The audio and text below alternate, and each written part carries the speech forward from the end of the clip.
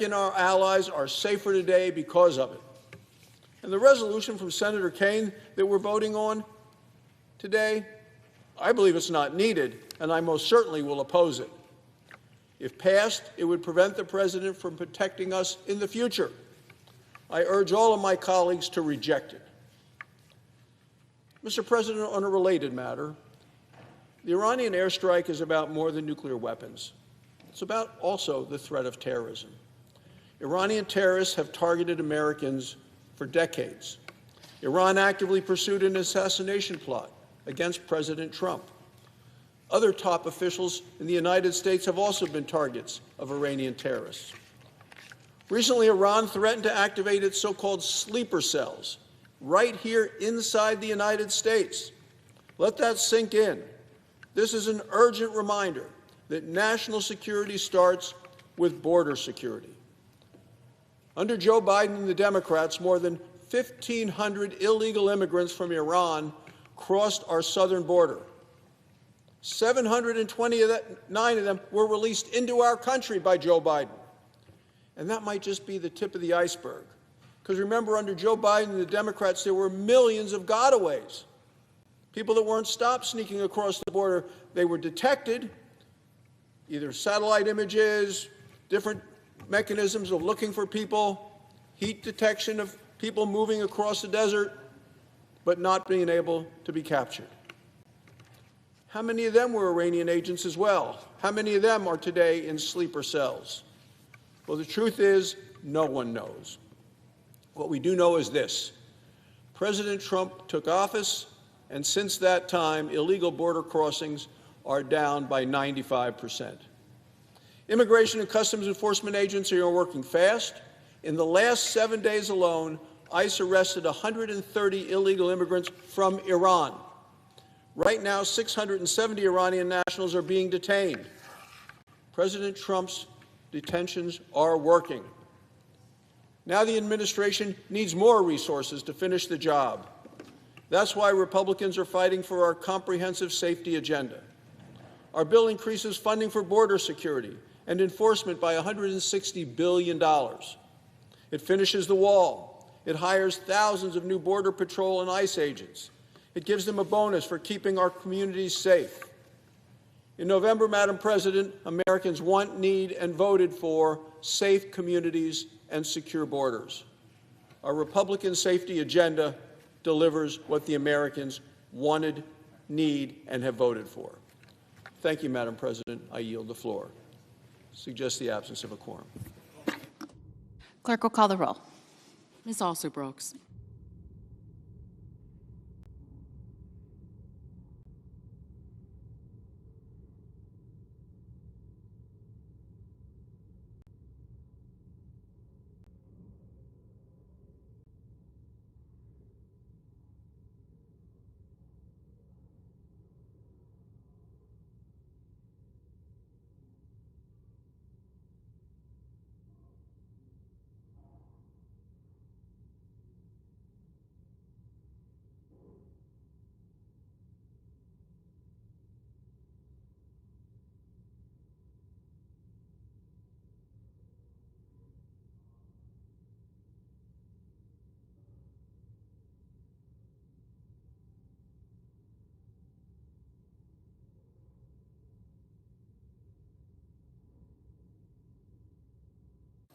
Madam President.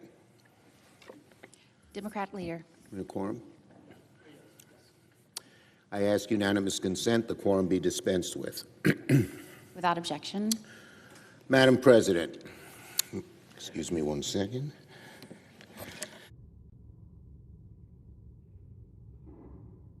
In a pretty rough week for Donald Trump's so-called beautiful bill. As everyone watching can tell, things haven't gone according to plan. The bill has been bucking. Wait, the delays have piled up.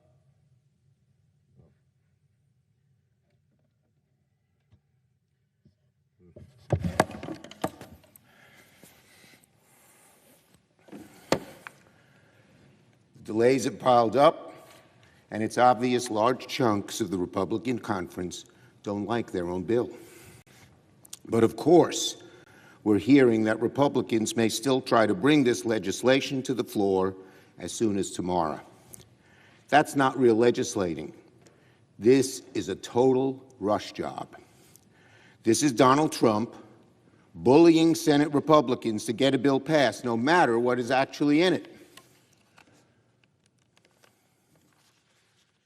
And this is Republican leadership perhaps daring their own members who are deeply worried about this bill to oppose it on the floor. So if Republicans do in fact proceed very soon, let me remind them about the consequences of passing this bill. It'll be a disaster for families, for the economy, and even for Republicans themselves. It rips health care from 16 million people.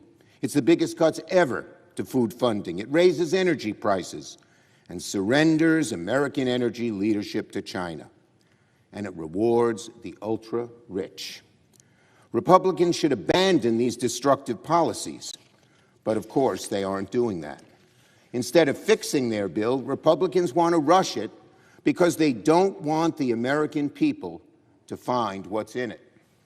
And their fears are certainly justified. Because the more and more that Americans look at this bill, the more and more they despise it. It steals their Medicaid, it jacks up their premiums, it takes away their jobs, and it gives trillions away to billionaires and special interests. This is a nonsense and destructive piece of legislation, and it makes no sense for Republicans to scramble to pass it. There's nothing inherently critical about July 4th. Even Donald Trump, 2 hours ago, admitted the July 4th deadline is a fake. And yet here they are, rushing, scrambling, twisting themselves into knots to try and salvage a bill they know will hurt both their constituents and their own political futures. Republicans aren't just lying to their constituents, frankly. They're lying to themselves, because this bill is wholly toxic. Here's what Republicans should do. They should not let Donald Trump bully them. They should hold firm and tell Donald Trump his big, beautiful bill is a disaster, a betrayal of the American people. Republicans should keep their own promises not to cut Medicaid. They should listen to the critiques of some of their own colleagues, like Senator Tillis, who reportedly said behind closed doors, "This will be devastating to my state." Or Senator Justice, who said, quote, "Our rural hospitals are going to have a tough time. You may have to hold your nose and vote for disagreeable policies." Senate Republicans should listen to their own words. They should ignore fake deadlines and stop the rush job. I yield the floor. Note the absence of a quorum.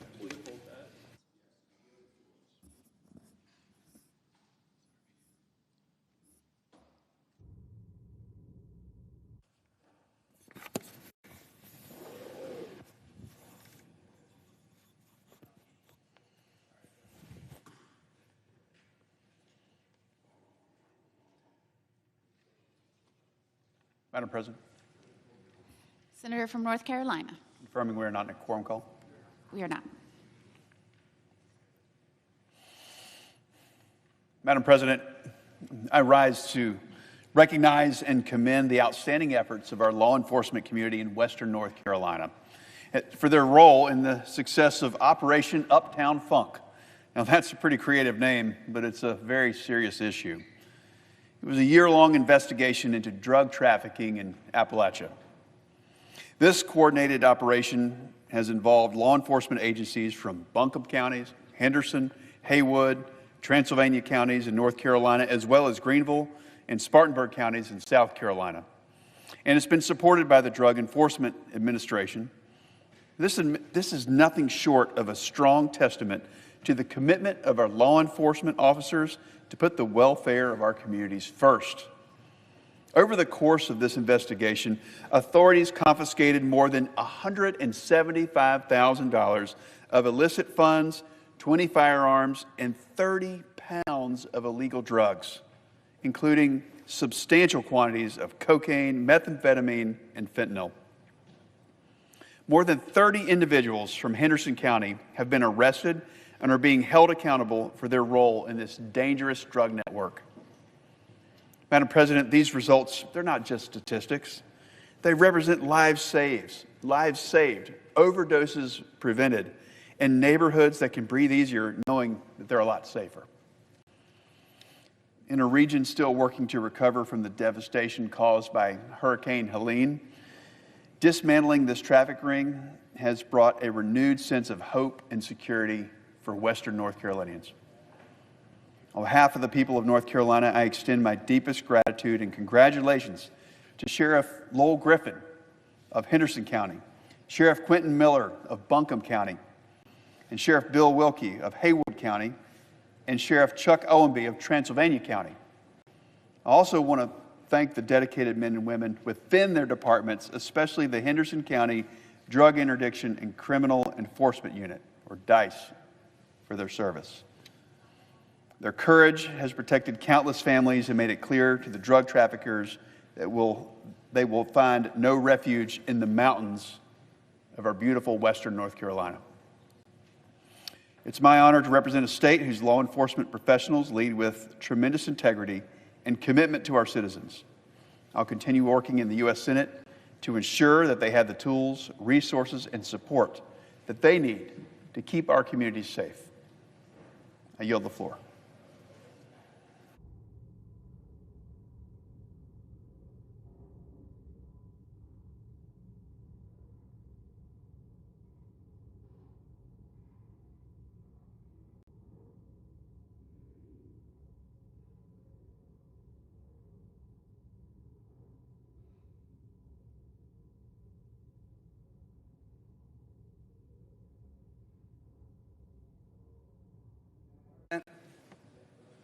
Senator from Virginia. Pursuant to Section 601B of the International Security Assistance and Arms Control Export Act, I move to discharge the Committee on Foreign Relations from further consideration of S.J. Res. 59 to direct the removal of United States Armed Forces from hostilities against the Islamic Republic of Iran that have not been authorized by Congress.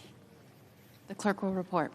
Senator from Virginia, Mr. Kane, moves to discharge S.J. Res. 59 to direct the removal of United States Armed Forces from hostilities against the Islamic Republic of Iran that have not been authorized by Congress from the Committee on Foreign Relations.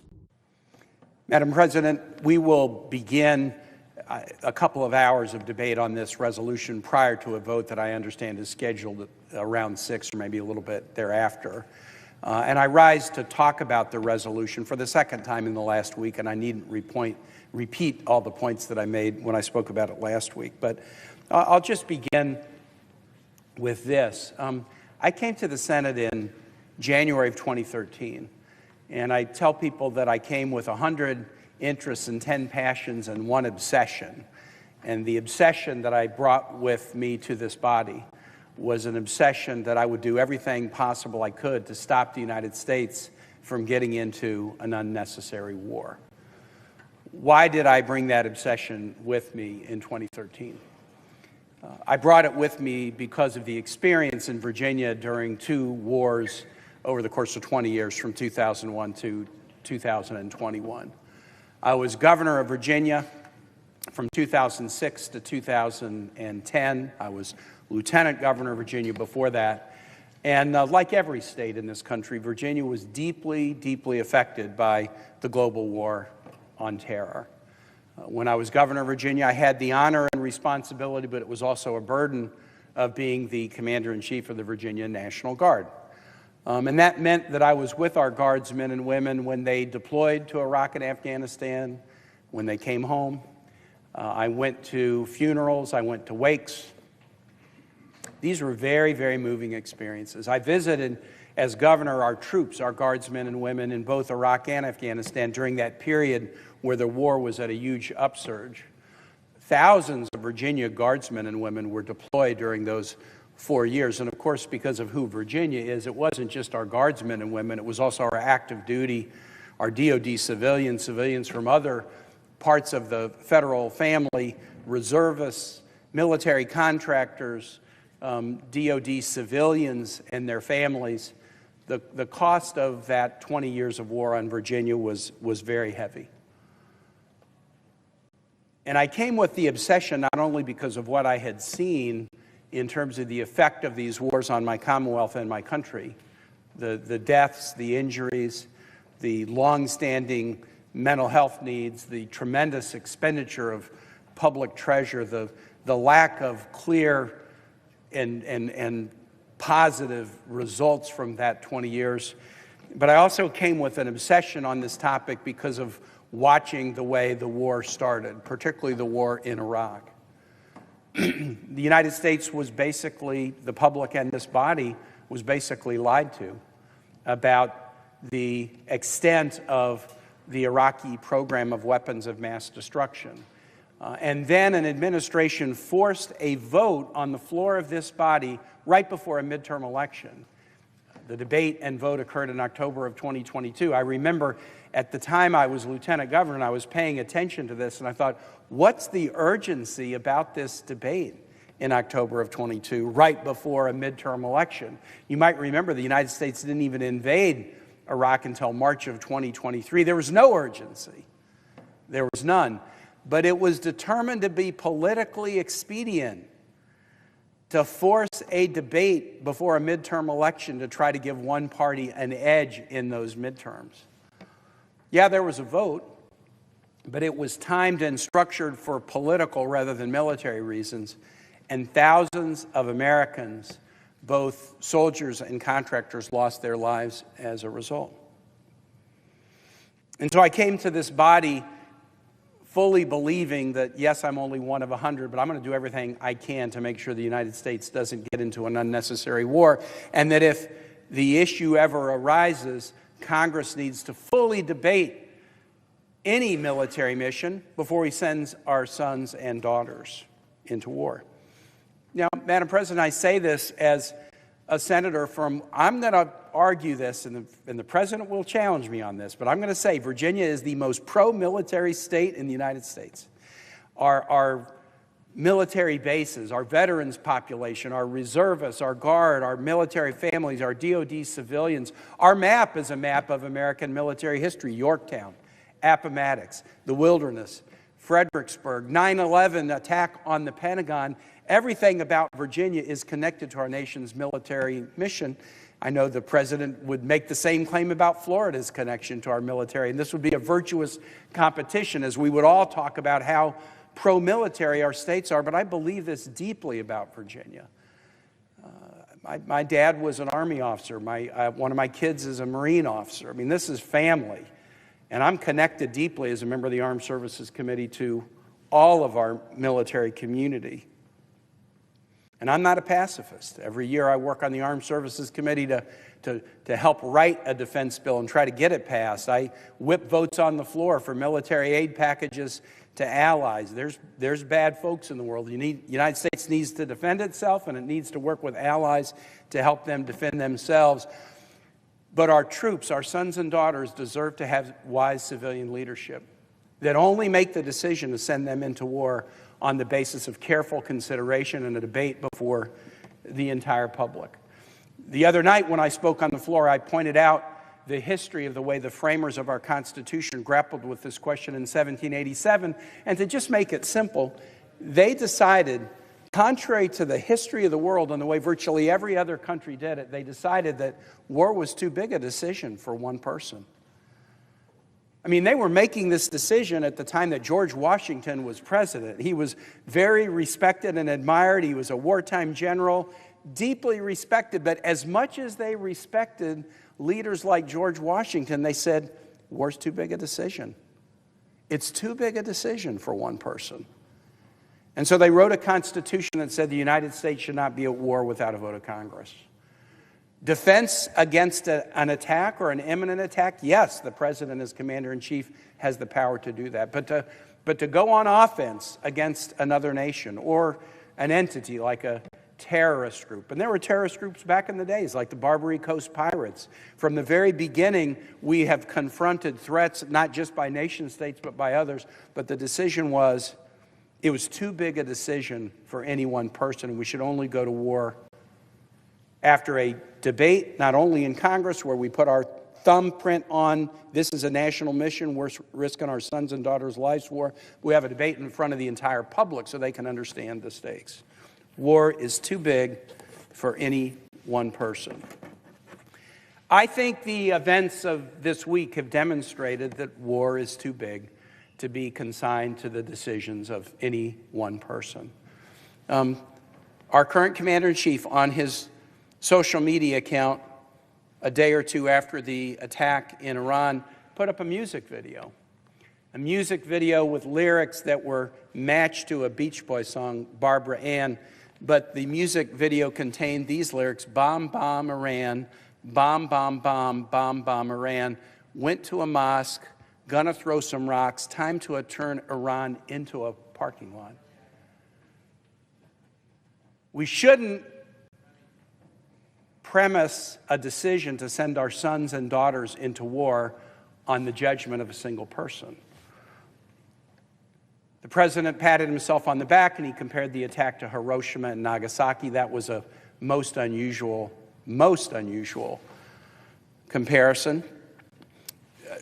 I haven't put all the lyrics of the song up on my chart. One of the other lyrics was about sending the Ayatollah home in a box. I mean, is this some kind of a joke?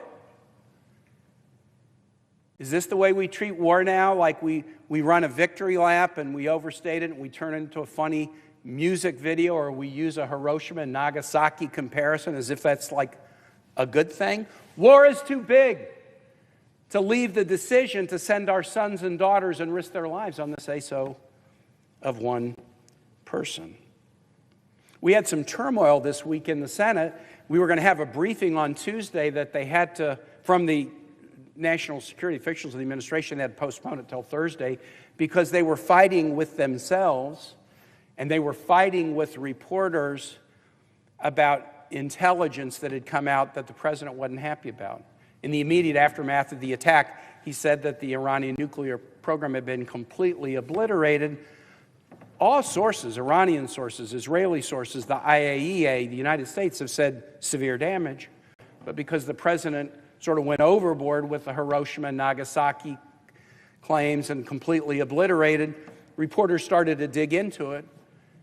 And then the president got mad, and then the Secretary of Defense started to name-call reporters who were asking basic questions. War is too big an issue to leave to the moods and the whims and the daily vibes of any one person. And that's why the founder said, unless it's an imminent defense, and in this case it wasn't, the Israeli foreign minister had said before the U.S. attack that their attacks had already set the Iranian program back at least 2 or 3 years. That's a direct quote from the Israelis who follow this very closely. If the program had been set back at least 2 or 3 years, what was the urgency that suggested we needed to take this action without a debate in Congress? And, Madam President, it was not only done without congressional authorization, it was also done without congressional consultation, and it was done without congressional notification of Democratic leaders. Republican leaders were given a briefing, but for the first time during my time here, no Democrat in a leadership position on the key committees was given an advance notice of this. Is war now to be a partisan thing, where the White House just notifies those of the same party? I've tried to be consistent about this, Madam President. When I came to the Senate in 2013 with this passion that I'm going to do anything I can to stop an unnecessary war, within a few months after arriving here, President Obama, who is a personal friend, was contemplating military action in Syria. And I looked my friend in the eye and I said, you do not have congressional authority to do that. You need to bring this to Congress. Hey, I thought you were my supporter. Thought you were my friend and you would support this. I do support you, and I think you have good judgment, and I think you're likely to make a careful decision, but war is too big an issue to leave in the hands of even a completely careful and deliberative individual. The framers didn't want to leave war in the hands of George Washington, for God's sake. They thought Congress should be involved in it. And I said to President Obama, you need to bring this to Congress. And guess what? A lot of members of this body said the same thing. 7 members in the Senate right now were in the House in 2013. And I have a letter that many of them wrote. 6 members who are currently Republican members of the Senate signed this. August 28, 2013, dear Mr. President, we strongly urge you to consult and receive authorization from Congress before ordering the use of U.S. military force in Syria.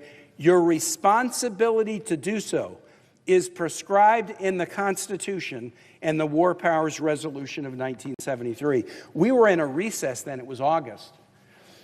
But they said, if you deem that military action is necessary, Congress can reconvene at your request. We stand ready to come back into session, consider the facts before us, and share the burden of decisions regarding U.S. involvement in the quickly escalating Syrian conflict. 6 Republican members of this body signed that letter in 2013, but based on their public statements, they seem to have a different standard for President Trump than they did for President Obama, a different standard for war against Iran than they did for war against Syria. There's one member who signed this letter who is consistent. Congressman Peter Welch is now in the Senate. He signed this letter to a president of his own party saying you can't do this without a vote of Congress. Come to Congress. And he is taking the same position on the floor today consistently that he did then. Madam President, I'm going to conclude and just say this. I know everybody in this body is praying that the ceasefire that is in place now for a couple of days works and that it holds. I know everybody is praying that when the administration now says they're interested in a diplomatic resolution to this program, that they will have learned that they shouldn't tear up diplomatic deals as they did in 2018, but instead should prefer diplomacy and step back from war against Iran. I pray that that holds and that we won't need to be back here doing this again, but I do note that the president, even today, said he would certainly bomb Iran again. I'm hoping, I'm realistic, but I'm hoping that members of this body will stand up for the Constitution, will stand up for the proposition that war is too big to be decided by one person, will stand up for the principles that they articulated pretty clearly when it came to President Obama thinking about taking war into Syria. At that moment, when we urged President Obama to do that, he didn't use military force. He did bring it to Congress. We had a debate in the Foreign Relations Committee. We passed an authorization, and in that debate, Syria stepped forward and said they would give up their chemical weapons program. Diplomacy achieved a result, just as diplomacy achieved a more effective control of the Iranian nuclear program, even than the bombs that we dropped last Saturday until it was torn up. I pray the ceasefire continues, but I fear we're going to be back here on this floor.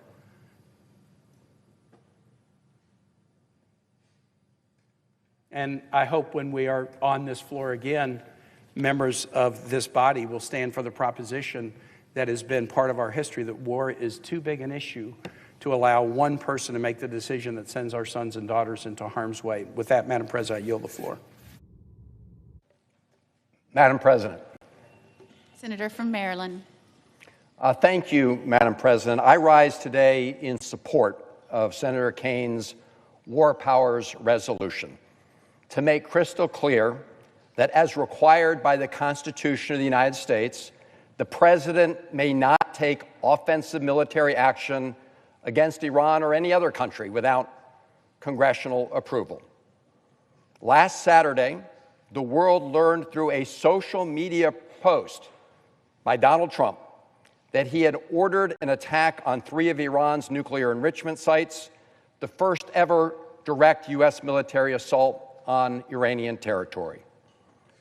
We all agree that Iran must not obtain a nuclear weapon, but bombing is not the best, most sustainable way of achieving that goal, and nothing I heard yesterday at the intelligence briefing changes that assessment. The bombing attack was also a clear violation of the U.S. Constitution, which reserves to the Congress the power to declare war. And make no mistake, initiating a bombing attack against another country is not only a matter of foreign policy, it is an act of war. For anyone who claims otherwise, I ask them to consider this. What would we have said if Iran or any other country had flown bombers over our country and struck our facilities. We would rightly call it what it was, an act of war. While the president has the authority to defend the United States when attacked, Article 1 of the Constitution vests the responsibility to go to war explicitly and exclusively in the Congress, not in one person in the Oval Office. James Madison put it best in 1793 when he wrote, and I quote, "In no part of the Constitution is more wisdom to be found than in the clause which confides the question of war or peace to the legislature and not to the executive. The trust and temptation would be too great for any one man," unquote. That's why the framers of the Constitution designed a system of checks and balances to stop the government from ignoring the will of the American people. And the American people absolutely do not want the United States to be dragged into more unnecessary wars. So, Madam President, beyond the debate over the particular politics or policy of President Trump's decision to attack Iran, this debate is about the rule of law. And no president, past, present, or future, is above the law. Those strikes violated American law, and prominent legal experts have said they also violated international law. The fact that there is now a ceasefire in place does not obviate the need to pass this resolution. President Trump has already shown that he is willing to initiate hostilities on his own. And indeed, as Senator Kaine just mentioned, President Trump just said a few hours ago that he would, quote, absolutely consider bombing Iran again. And just last month, when asked whether he needs to uphold the Constitution of the United States, President Trump answered, quote, "I don't know." We, the United States Senate and House, should make clear that compliance with our Constitution is not optional. Now, President Trump did not just attack another country in violation of the Constitution. He did so in spite of facts presented by our own U.S. intelligence agencies. Just 3 months ago, the U.S. intelligence community noted that, and I quote, "They continue to assess that Iran is not building a nuclear weapon, and Supreme Leader Khamenei has not authorized the nuclear weapons program he suspended in 2003, unquote. That assessment has been reaffirmed year after year since at least 2007, that Iran was not producing a nuclear weapon and had not made a decision to do so.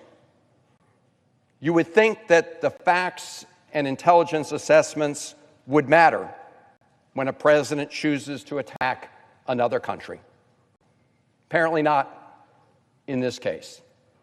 Indeed, when President Trump was confronted with the U.S. intelligence community's assessment just days before he launched the attack, he dismissed it. It was an inconvenient fact.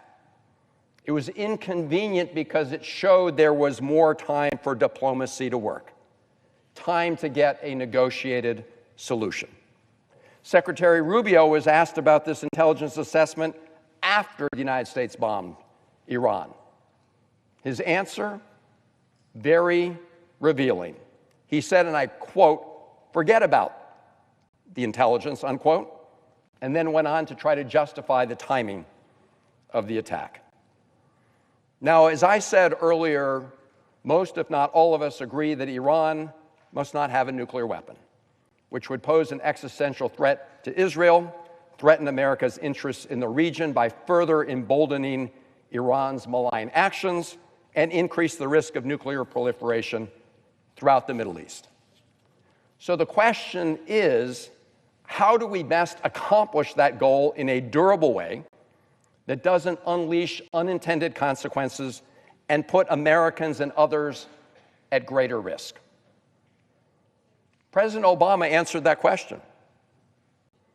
That's exactly what he accomplished through the agreement his administration negotiated with Iran 10 years ago this July.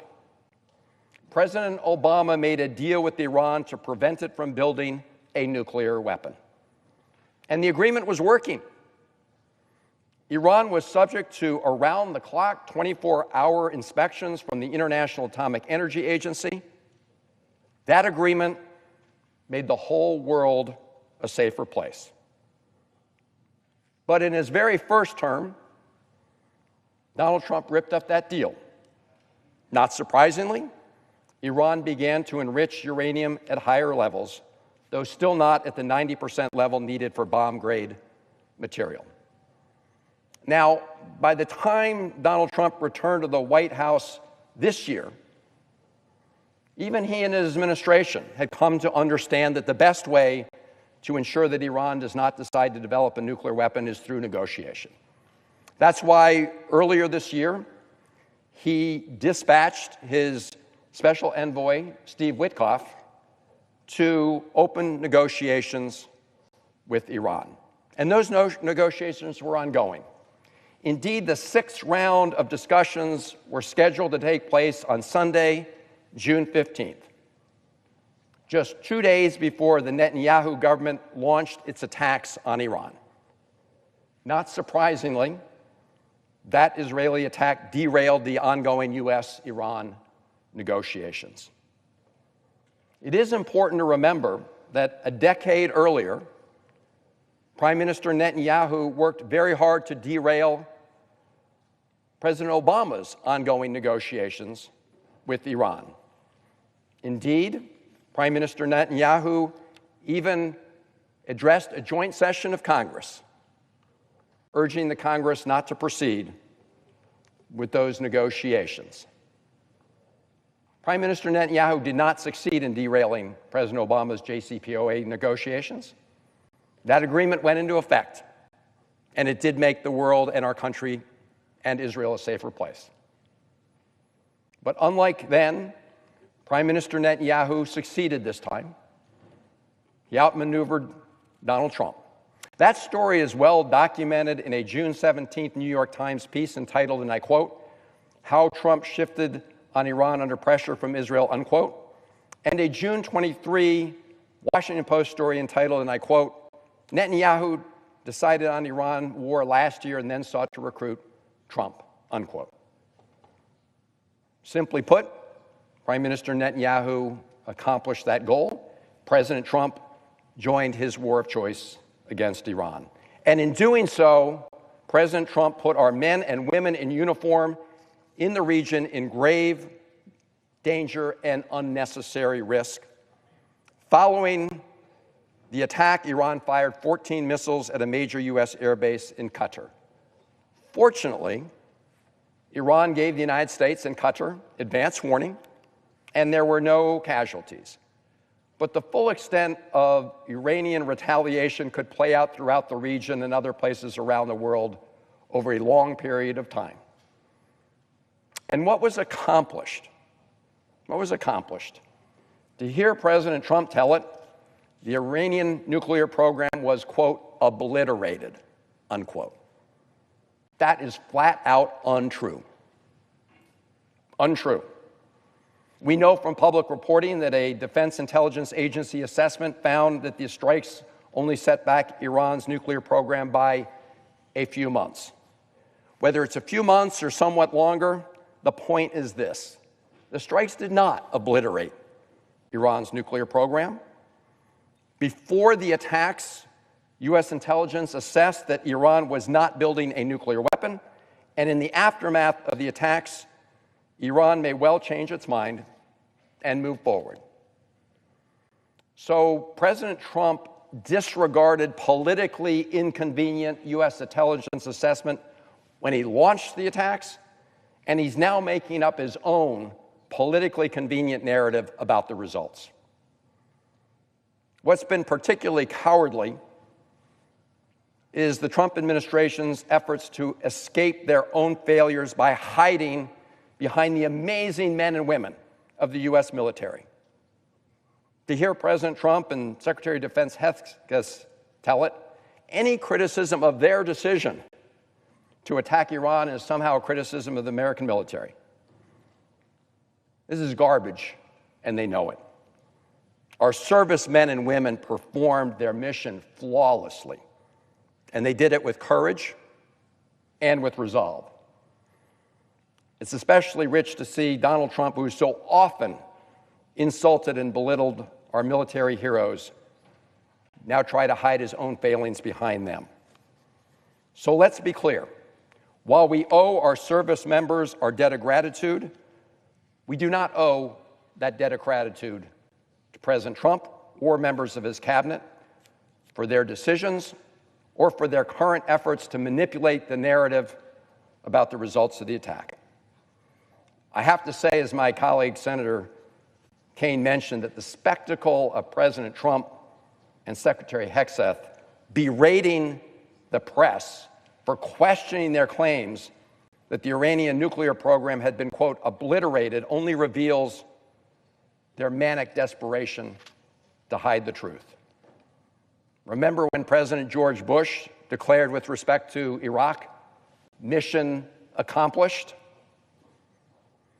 What President Trump and Secretary Hesketh are communicating is that it's somehow treasonous to ask about intelligence reporting that casts doubts on their claims. This is not only an effort to intimidate and silence the press, it also sends a terrible message to all the intelligence analysts in the U.S. government.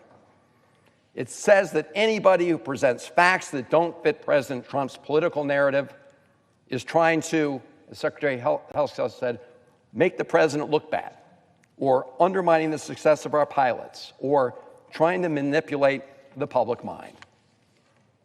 That's ridiculous.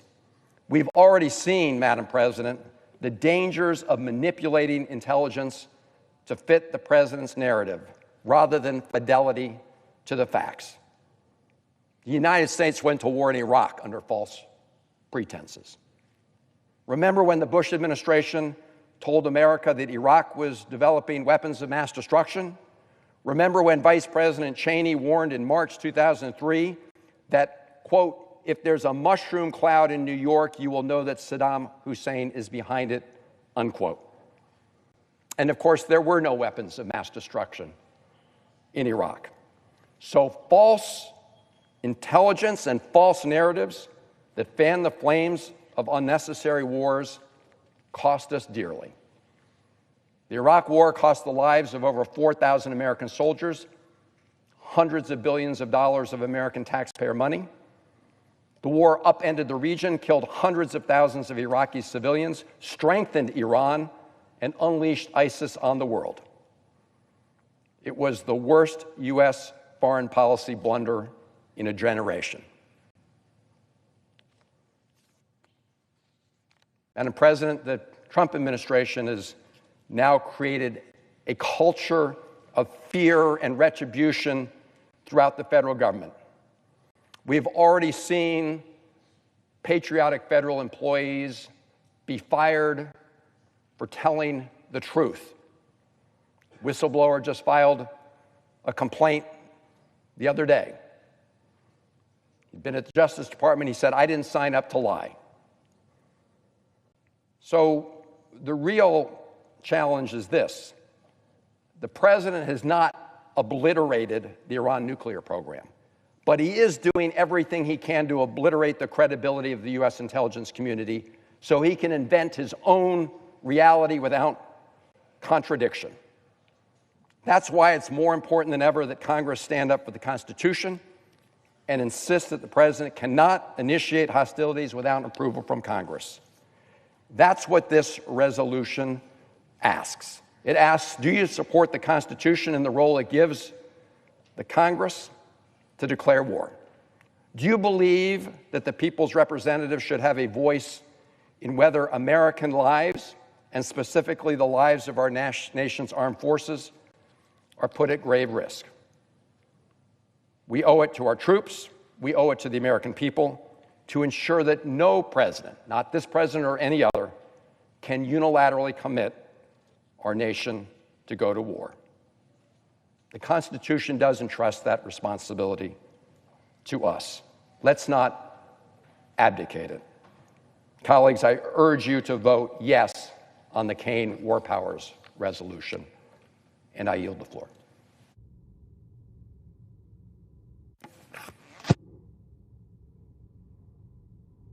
Madam President, Senator from California. I rise today in support of Senator Kaine's resolution for the simple and compelling reason that it upholds our constitutional duty. Regardless of what people may think of the military's execution of its mission last weekend, and our service members performed with courage, with professionalism, with extraordinary precision, or their views of its effectiveness, and I hope and pray the mission was effective. Iran is a malevolent regime. It is the paramount sponsor of terrorism in the world, and it must never be allowed to obtain the bomb. Regardless of whether you support the president's decision to engage in preemptive strikes in the first place, regardless of whether or not you support the president generally or you do not, the Constitution charges the Congress, not the president, with the power to declare war. Now, there may be a fog of war and a murky uncertainty concerning the battle damage assessment, but there is no ambiguity here when it comes to the Constitution. Article 1, Section 8 provides the Congress shall have the power to declare war, not the president, or the president if it's not convenient to the Congress, but the Congress. And this body, for far too long, has been allergic to the responsibility it has to govern the use of military force. Not since the very early part of this century has Congress approved any authorization for the use of military force. Nevertheless, a great deal of military force has been, in fact, used by the United States since then in far-flung places in the world. In fact, post-World War II, the war power has been utilized by an increasingly strong executive and an increasingly deferential and fearful legislature. Now, during the last several weeks, it has been apparent to anyone watching that the conflict in the Middle East had the potential to draw in the United States of America. When missiles began striking Tehran and Tel Aviv, when the President of the United States, with signature bombast, began to telegraph the possibility that we would enter the fray, when countless American families were forced to consider whether their children would be the next to bear the burden and carry the sacrifices of another potentially endless war in the Middle East. And so, with those families and our service members in mind, Senator Kaine introduced this resolution to ensure that the president did not risk committing the United States to yet another open-ended conflict in the region without a debate in Congress and a decision by Congress as to whether the country should go down that dangerous road. Now, at that time, many senators, myself included, pushed for an intelligence briefing from the administration. We had significant questions we needed answered. Had Iran made the decision to build a bomb? Had Iran begun the process of building the mechanism of a bomb? Was there an imminent threat to the United States or our forces? What were the threats to U.S. personnel and facilities in the region should Iran respond? How might Iran and its proxies escalate and harm U.S. interests, not only in the region, but here at home and other parts of the world? How much damage could U.S. military action do to the Iranian nuclear and missile programs, and for how long would it set them back? And most important, what was the risk that such a bombing campaign could escalate into all-out war?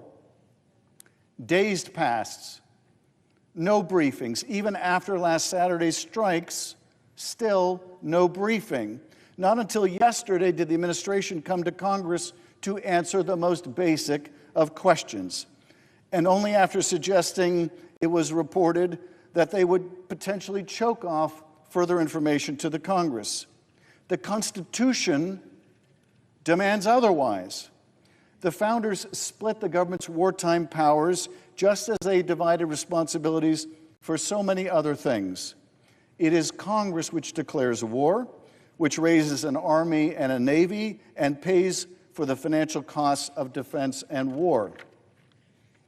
And keep in mind, the need for congressional approval of war making was not hypothetical to the founders. The United States had just fought a war against a king, and the founders did not want to put the power to start another war in the hands of any single person. The framers put their thinking on parchment.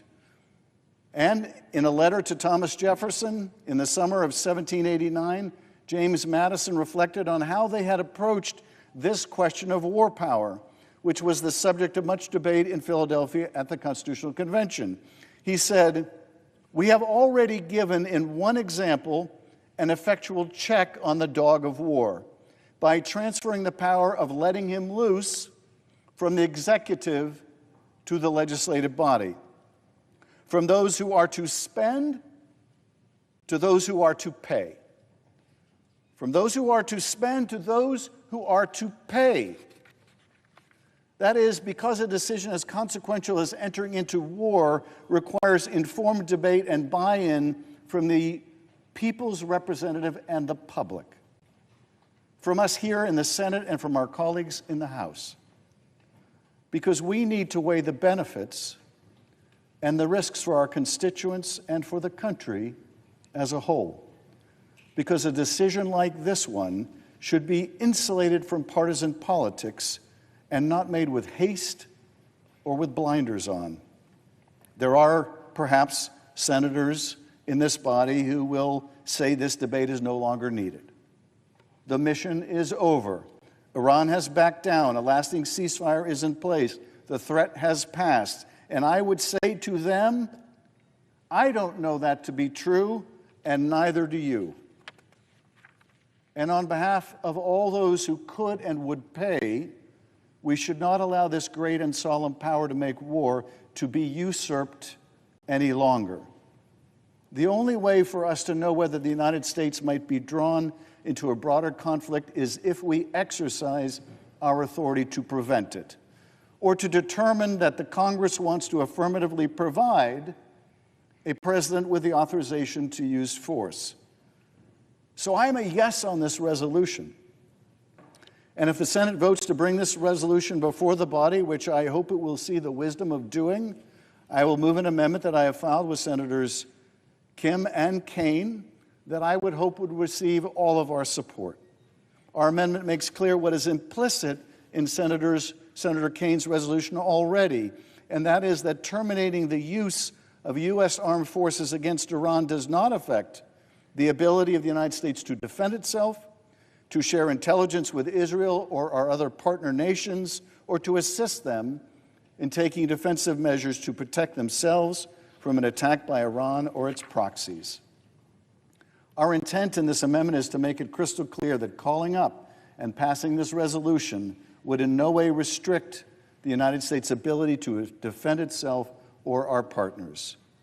And with that question settled, we should be able to turn to the real need for this debate. Should this Congress continue to abdicate our constitutional duty to an administration that at every turn has deemed us irrelevant? An administration that for too long deferred its obligation to brief Congress and has reportedly threatened to take steps to choke off the amount of information we have and need to assess the impact and the consequences of unilateral military action. An administration that openly disdains and threatens a free press, ignoring the fact that our fourth estate exists to ask questions for the people, even if those questions are uncomfortable, especially when those questions are uncomfortable, and shine a light on the places where tyranny and despotism can grow and foster and fester. Because here's the bottom line. Article 1, Section 8 says, the Congress shall have the power to declare war. And every American should know that Congress is not giving up on its most basic constitutional right to debate and determine whether U.S. forces undertake further operations, offensive operations, against the Iranian regime or any other. This resolution, with my amendment, would give senators confidence that a vote on that question will in no way put American troops or our allies at increased risk, and the underlying resolution would give the American people the confidence of knowing that they will not be dragged into another war without their consent. There must be a check on the dogs of war. There must be a voice for those who will pay the costs of going to war. And the Senate must be that voice. I yield back. President, Senator from Oregon. I greatly appreciate the comments from my colleague from California, and particularly appreciate that my colleague from Virginia, Senator Kaine, has proposed this War Powers Resolution, a resolution that reaffirms a basic principle: that decisions of war and peace belong, under our Constitution, to Congress, not to the President. But on June 21st, President Trump ordered strikes on 3 Iranian nuclear facilities. There was no congressional authorization. There was no debate in this chamber. There was no vote in this chamber. The President made a unilateral decision that risked bringing the United States into another extended war in the Middle East. That is not how our founders designed our nation through the architecture of the Constitution. In fact, each member here swore an oath to uphold that Constitution that places the responsibility for declaring war upon this body, not upon the individual who sits in the Oval Office. To be sure, the President as Commander-in-Chief has the responsibility to protect the nation from an imminent threat. But in this case, there was not an imminent threat. First, according to our own intelligence, Iran was not pursuing a nuclear weapon. Second, even though Iran possessed significant amount of 60% enriched uranium, more than the 3 to 5% that is utilized for civilian energy, it was still not enriched to the level to build a bomb. And it would have had to not only be enriched to 90%, it would have had been converted into metallic form. It would then have to have been arranged with an extensive system of explosives that compress it in order to start a chain reaction. That is a very difficult engineering feat. Third, prior to the U.S. strikes, Israel's foreign minister said Israel's attacks had already set back Iran's nuclear weapon program for at least 2 to 3 years. So let's be clear. The threat was not imminent. It was not a situation where there was no time for the President to observe the Constitution, to honor the Constitution, to seek an authorization for the use of military force from the Congress of the United States. The administration instead acted precipitously, putting American lives at risk, including the over 40,000 U.S. troops in the region, as well as diplomats and American civilians stationed or visiting the Middle East. Wars are easy to start, but they are often hard to end, and the consequences can be enormous.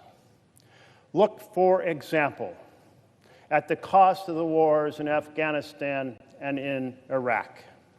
More than 7,000 deaths of American men and women serving in uniform. More than 50,000 serious injuries, often life-altering injuries to America's sons and daughters serving in uniform. More than $8 trillion of American treasure spent. That is why the founders said the consequences of conflict, of entering into war, are so significant They must never be entrusted to a single person, not even the person who sits in the Oval Office. That's why they wrote the Constitution, placing the responsibility for that here, where it can be wrestled with, where it can be debated, where different perspectives can be brought to bear, where experts can be interviewed, and all can be taken into account in making such an important decision for our nation. From where we are right now, two things need to happen. First, Congress needs to reassert its constitutional authority over matters of war and peace. Second, we need to double down on diplomacy to secure a lasting peace. And a lasting peace includes at least three elements. Iran does not develop a nuclear weapon. Second, Iran stops funding militias across the region. And third, Iran's economy is freed up to prosper. Those are the three elements that need to be addressed. Let me begin first by addressing in some greater detail Congress's need to reassert its constitutional authority. On Meet the Press on Sunday, Senator Lindsey Graham said, quote, "You can't have 535 commander-in-chiefs." He is exactly right. And that is why the founders designed the Constitution with a separation of powers. Congress has the responsibility to decide if we go to war. And then the President commands our military to go to war. Article 1 gives Congress the power to declare war. And Article 2 gives the President the power to be the commander-in-chief to execute the war. Senator Kane's War Powers Resolution says that hostilities with Iran must be explicitly authorized by Congress. But that does not in any way prevent the U.S. from defending itself from an imminent attack, should that need arise. This is a privileged resolution, meaning that we will have the opportunity to wrestle with it, and we will be voting on whether to do so later today. This resolution is urgently needed. We are already in the throes of a slide into an authoritarian state. Our president has been ignoring the Constitution or violating the Constitution by violating the rule of law that applies to the executive branch, by ignoring or suppressing or circumventing due process, the very issue that protects all of us from an overbearing executive. In fact, it is the defender of our freedom. Third, stiff-arming the courts. And fourth, seizing Congress's power of the purse. And then this week, it was reported that Trump will limit intelligence sharing with Congress. Another brazen attempt to centralize powers in the executive in a strongman presidency. With this resolution, Senator Kane's resolution, Congress can reassert its constitutional authority as a co-equal branch of government, can stop this president from seizing even more dangerously unaccountable power. In addition to Congress taking this act, there is an urgent need for diplomacy in order to secure a lasting peace in the Middle East. That lasting peace includes the three elements that I mentioned: that Iran does not have a path to developing a nuclear weapon, that it stops funding militias across the region, and that Iran's economy is freed up to prosper. They can re-enter international commerce. It's already clear that diplomacy is not just essential, but that it is effective. In 2015, the United States helped negotiate the Joint Comprehensive Plan of Action, better known as the Iran nuclear deal, which blocked all paths for Iran to acquire a nuclear weapon. It blocked the plutonium path. It blocked the uranium path. It blocked the covert path. That deal was so important for global security that it involved the United States, Russia, China, the United Kingdom, and France, all working together to create that framework in partnership with Iran. And Iran accepted massive inspections and oversight from the International Atomic Energy Agency to make sure that you not only had an act of trust, but lots of acts of verification. The deal worked. Iran was not developing a nuclear weapon. Instead, they dismantled their plutonium-based Iraq heavy water reactor. They agreed not to enrich uranium beyond 3.67%, and they didn't do so. They shipped all of their more highly enriched uranium out of the country, some 25,000 pounds, to be stored abroad. But 3 years later, President Trump tore up that agreement. He did so over the objections of his own national security officials, over the objection of his Secretary of Defense, General Jim Mattis, over the objection of his Secretary of State, Rex Tillerson, over the objection of his National Security Advisor, General McMaster, and over the objection of his Chief of Staff, General John Kelly. Had President Trump and his first administration not torn up that agreement, we'd be celebrating Iran's 10th anniversary under the nuclear deal with no path to a nuclear weapon.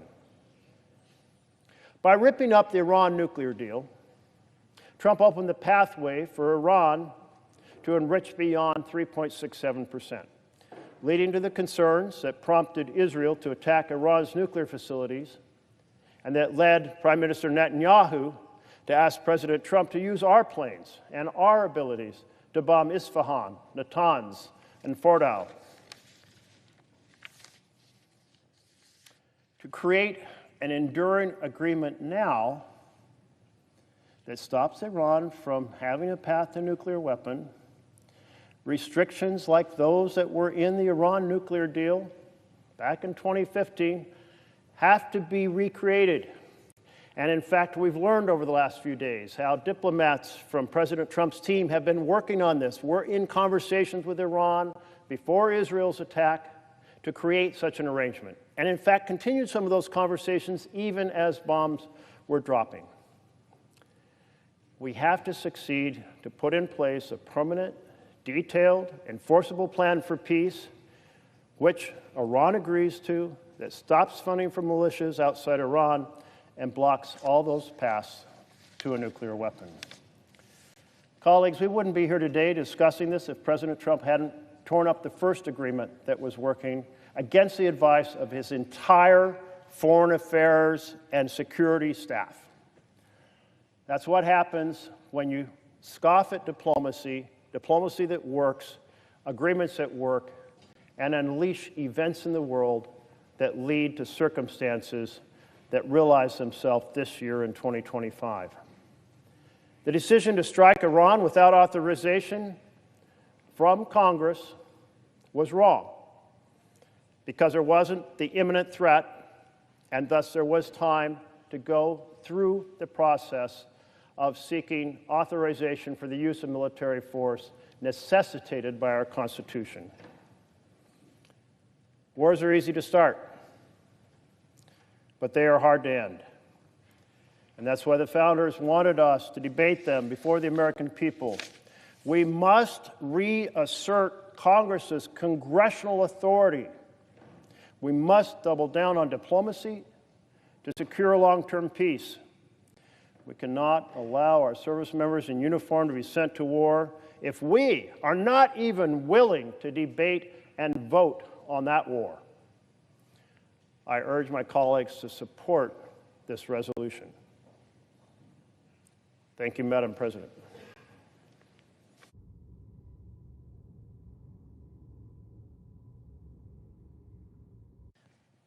Madam President, Senator from Vermont. I do not want the United States of America to be involved in yet another regime change war in Iran. Have we not learned anything from what happened in Iraq? We deposed Saddam Hussein and all hell broke loose. That was a war of regime change. No sense, since it wasn't related to 9/11. We had a regime change war in Afghanistan and then went on to embrace nation building. Thousands of Americans, men and women, who answered the call of the president, reported for duty, lost their lives, lost their limbs, are suffering today with PTSD. Trillions of taxpayer dollars have been spent and wasted. And yet in the Middle East, the flashpoint now is Iran. And we came within an eyelash of getting dragged into yet another war where the goal was regime change. Mr. President, I want to acknowledge the professionalism of our Air Force and our men and women in the military. The strike they were ordered to perform, they executed flawlessly. To them, I extend my congratulations. But the question for us is who authorizes the use of force? Our men and women will do what it is the Commander-in-Chief requires and do what it is Congress authorizes. We all have confidence in that. But this was a wake-up call for us because we came within an eyelash of being in a conflict where the goal would have been the Netanyahu goal of regime change. And what we did in this action with the president's decision to send our bombers in at the request of Netanyahu was essentially put in the hands of the Iranian government the question of how far this war would go. Would they turn the other cheek, which is essentially what they did? Or would they retaliate in a way, as President Trump said, that he would rain hellfire on them and have us in a war? The point here of the Kane resolution is that if this country is going to make that decision, it must be Congress that authorizes that decision. It must be Congress that has the debate about what are the national security concerns, what are the costs, and what are the benefits. We can't simply bypass that and continue to abdicate our responsibility and congressional authority and duty. And that's why this resolution is so important. Now, this question of how do we get here? You know, wars oftentimes happen not by design. You stumble into it. And that is what almost happened here. We do not want a nuclear Iran. There's nobody in this United States Senate that wants a nuclear Iran. Russia doesn't want a nuclear Iran. China doesn't want a nuclear Iran. And our presidents, bipartisan, have worked hard to make certain that Iran didn't have it.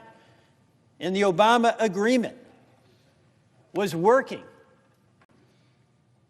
After President Trump was not President Trump, he challenged the agreement. When he got elected, he tore it up. But he saw at some point the wisdom of diplomacy. And he was engaged in active negotiations about a non-nuclear Iran and was making progress on those. That was objected to by Prime Minister Netanyahu. He was against the JCPOA that Obama was negotiating, and actually, as a foreign leader, came to this United States Congress and gave a speech in conflict with the Commander-in-Chief of the United States, where he lobbied in this Capitol against entering into an agreement that ultimately made us more secure.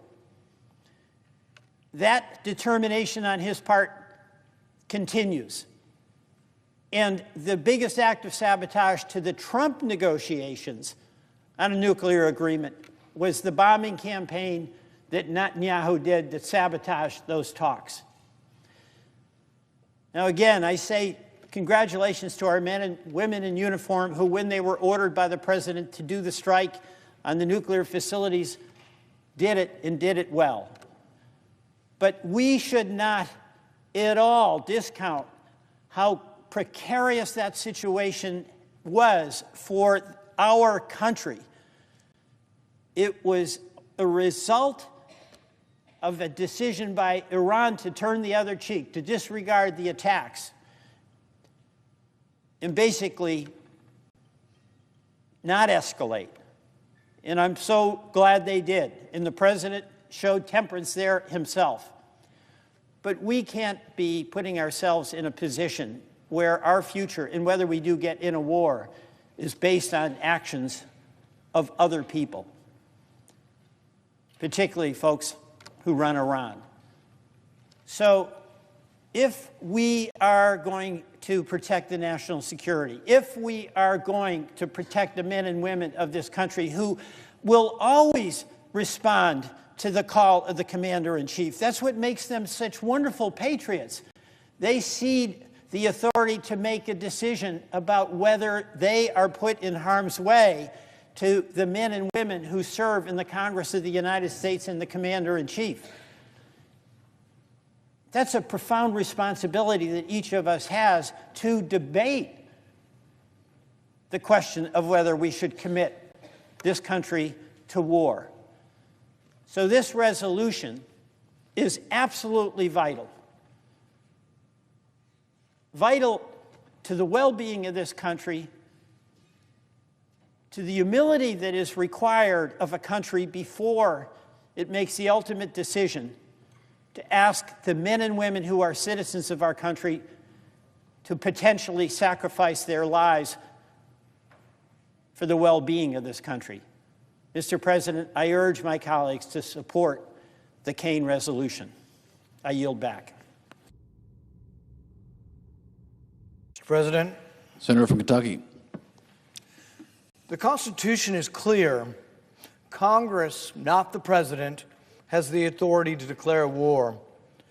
The founders were unanimous in proclaiming that the power to declare war belonged exclusively to Congress. James Madison, the father of the Constitution, said that the executive branch was the branch most prone to war. Therefore, the Constitution, with studied care, vested that power in the legislature. Madison would further state that in no part of the Constitution is more wisdom to be found than in the clause which confides the question of war and peace to the legislature and not to the executive branch.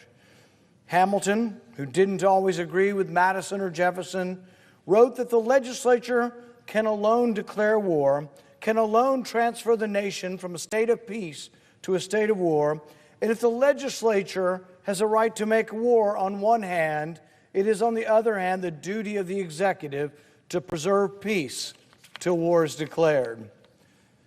Madison and Hamilton had very different visions of executive power, yet they both agreed that it was vitally important to entrust the power to declare war to Congress, not the executive branch.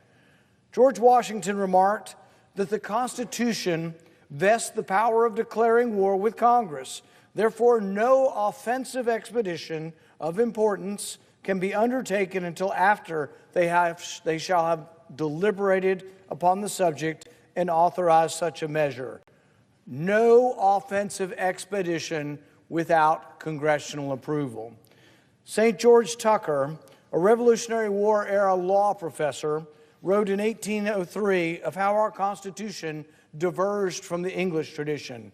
He wrote, "In England, the right of making war is in the king. With us, the representatives of the people have the right to decide this important question. It is without question that Congress neither deliberated nor authorized the recent offensive military action against Iran. Each of us has taken an oath to uphold the Constitution. Deferring the decision as to when, where, and why the country goes to the war to any president is a dereliction of duty on the part of Congress. To commit America's military to fight wars on behalf of the nation is the most consequential and humbling responsibility that Congress is entrusted with. If we are to ask our young men and women to fight and potentially give their lives, then we in this body can at least muster the courage to debate if American military intervention is warranted. Washington's record of involvement in the greater Middle East is particularly abysmal, with dozens of campaigns costing thousands of American lives and trillions of dollars.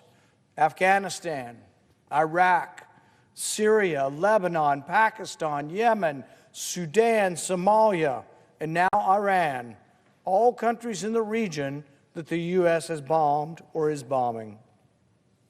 In each case, the hawks in Washington were adamant that the U.S. military intervention would lead to a glorious future and a great peace. Instead, after tragically losing thousands of lives and trillions of dollars, the U.S. is not in a better strategic position thanks to our interventions. After September 11th, a generation of brave Americans answered the call to serve, many enduring multiple deployments in the region.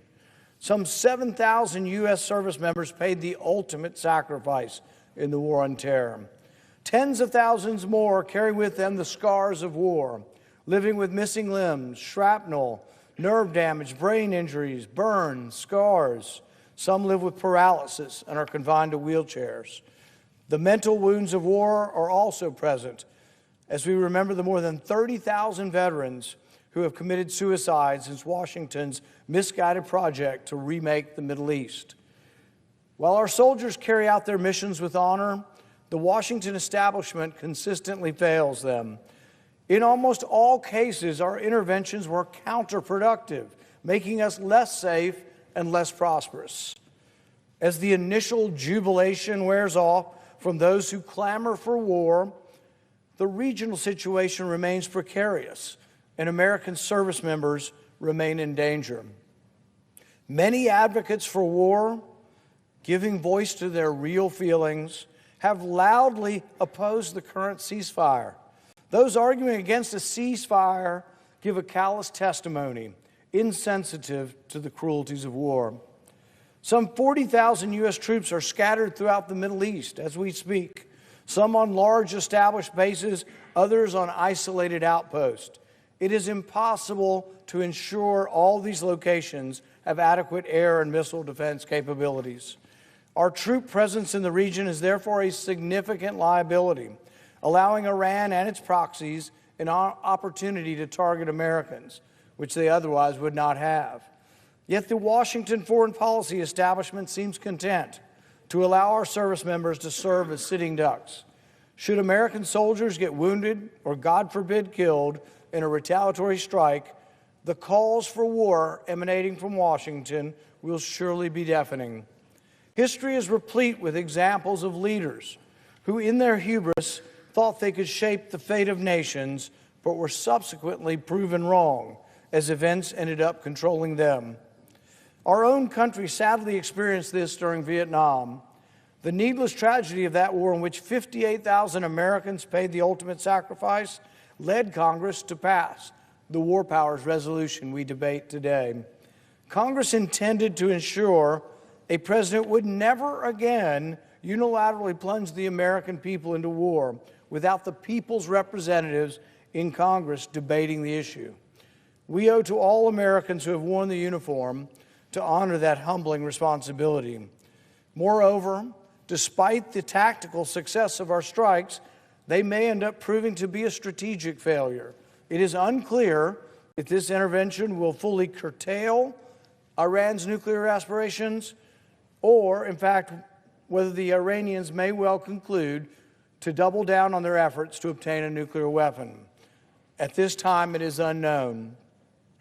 The lesson Tehran and other unsavory regimes around the world may learn is that the only way to deter a strike is to maintain a nuclear deterrent. Pandora's box has been opened, and the consequences remain to be seen. Congress must now focus its efforts on de-escalation and preventing the call for regime change, the consequences of which, if applied to Iran, risk the total destabilization of the Middle East. The American people are sick and tired of sending their children to fight and die in war zones on the other side of the world with no tangible U.S. interest at stake. Abdicating our constitutional responsibility by allowing the executive branch to unilaterally introduce U.S. troops into wars is an affront to the Constitution and to the American people. Today's vote offers every member of this body an opportunity to stand up for the Constitution, to stand up for American service members, and to stand up for America's strategic interests. I will vote in support of this resolution and urge my colleagues to do so as well.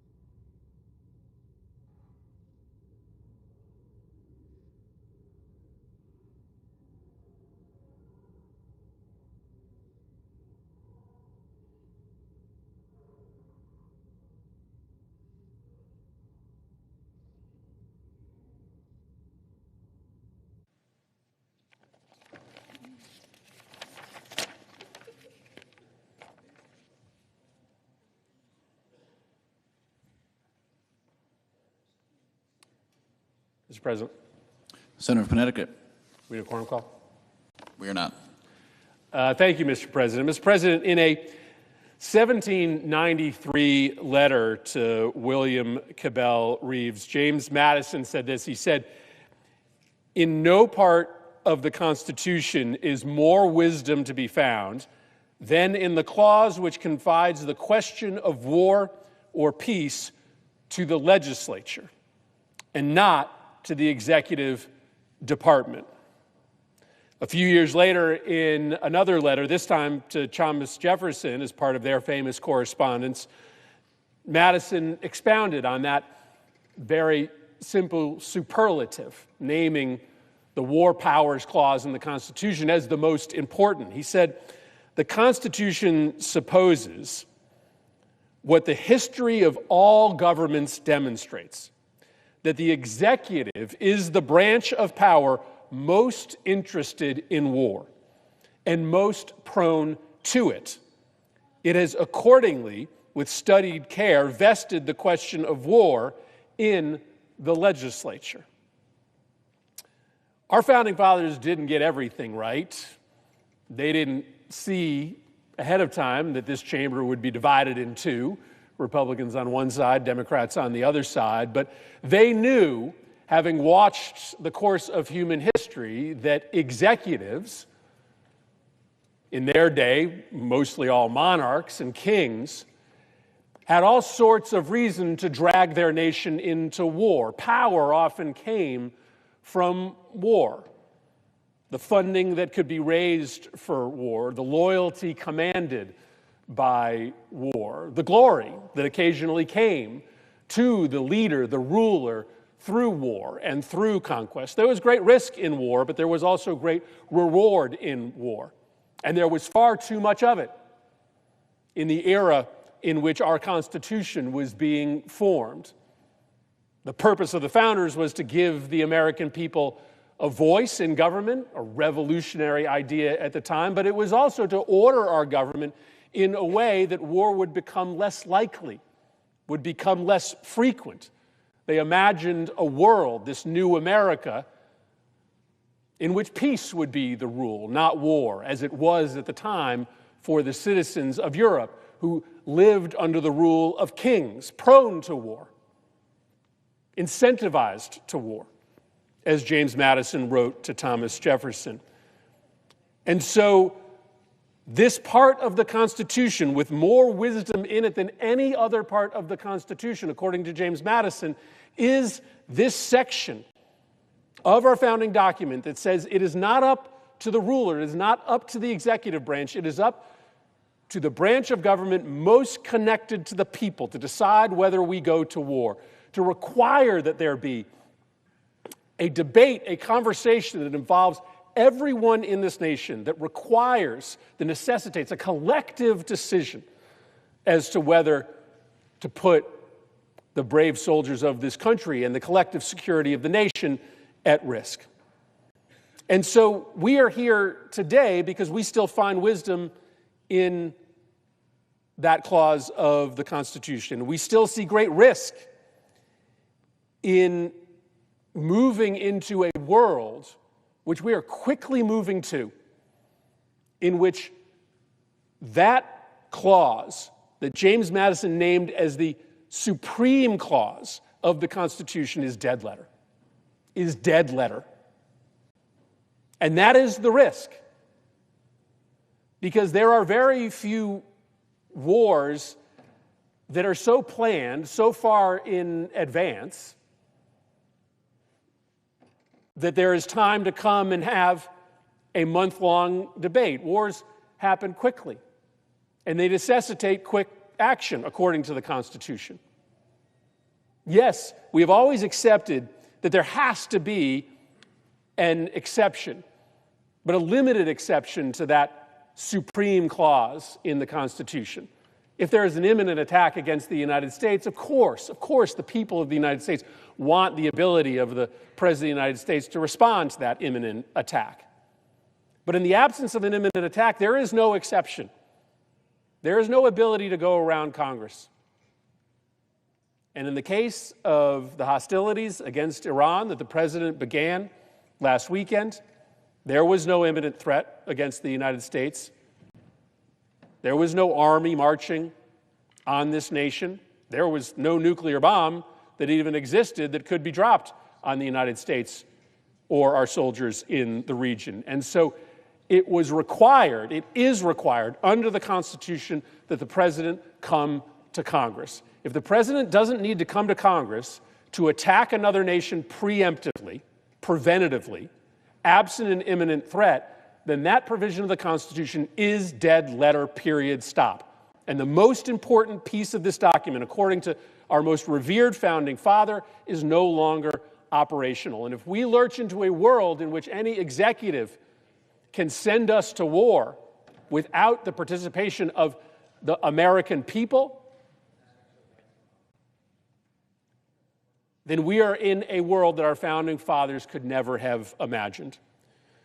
So I'm very glad to be on the floor today as a big fan of the wisdom of our founders to support Senator Kane's resolution. And I appreciate his consistency in bringing this question before us. I don't want to live in a world in which the greatest question that this country could envision, whether or not we send our brave men and women to fight on our behalf, is not a question that doesn't involve the collective conversation of this body and of the people of this nation. So I think it's an important resolution to debate here, and I hope my colleagues will support it. It doesn't really have to do with whether you think there is wisdom in this action or not, whether you think the president was right or wrong. This is an opportunity for us to stand up for our responsibility under the Constitution to be a co-equal branch in setting foreign policy. I have my thoughts on the wisdom of this action. I've stated that I think it's very dangerous when the President of the United States deliberately misleads the country about the efficacy of our military operations overseas or the threats presented to this country. It's unforgivable any time a president doesn't tell the truth, but it is especially unforgivable when the president doesn't tell the truth about national security intelligence. I know my colleagues here come to different conclusions, but if the reporting is correct that Iran, even after these strikes, still has centrifuges and still has enriched uranium and still has scientists who know how to put those things together, then it just is not true that the program has been obliterated. That is a program that can be reconstituted in a relatively short amount of time because, of course, knowledge is not able to be destroyed by bombs. The only way that you are going to make this country and this world safe from Iran's nuclear weapons ambitions, and they have them, is diplomacy.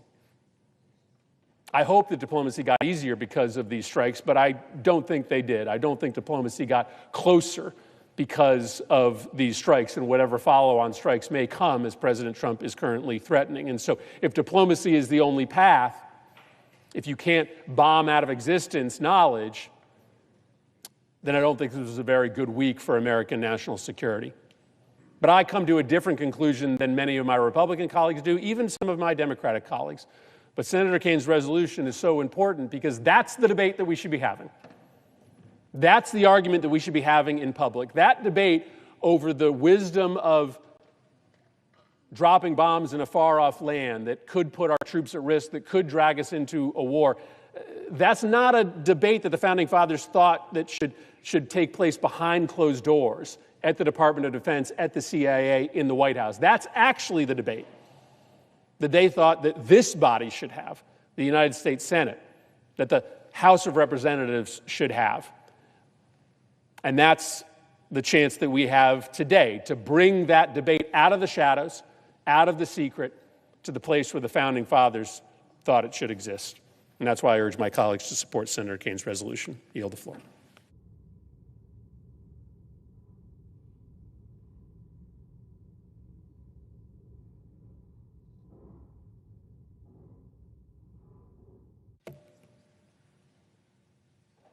Mr. President. Senator from Tennessee. Thank you, Mr. President. President Trump's actions to address Iran's nuclear weapons program last weekend didn't start a war. They ended a war. And so I rise today to support President Trump's wisdom and leadership in decisively countering Iran's nuclear threat, and therefore to oppose this ill-conceived joint resolution. As United States Senator and former ambassador to Japan, I understand and respect the role that Congress plays in matters of war and peace.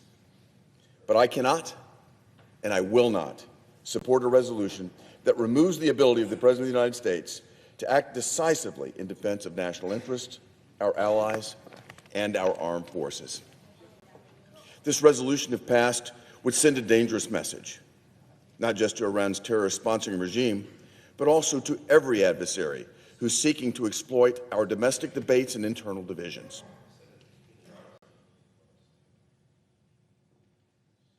This resolution would signal that America's resolve can be hamstrung by congressional hesitation at the very moment when clarity, unity, and strength are most needed. I cannot state this strongly enough.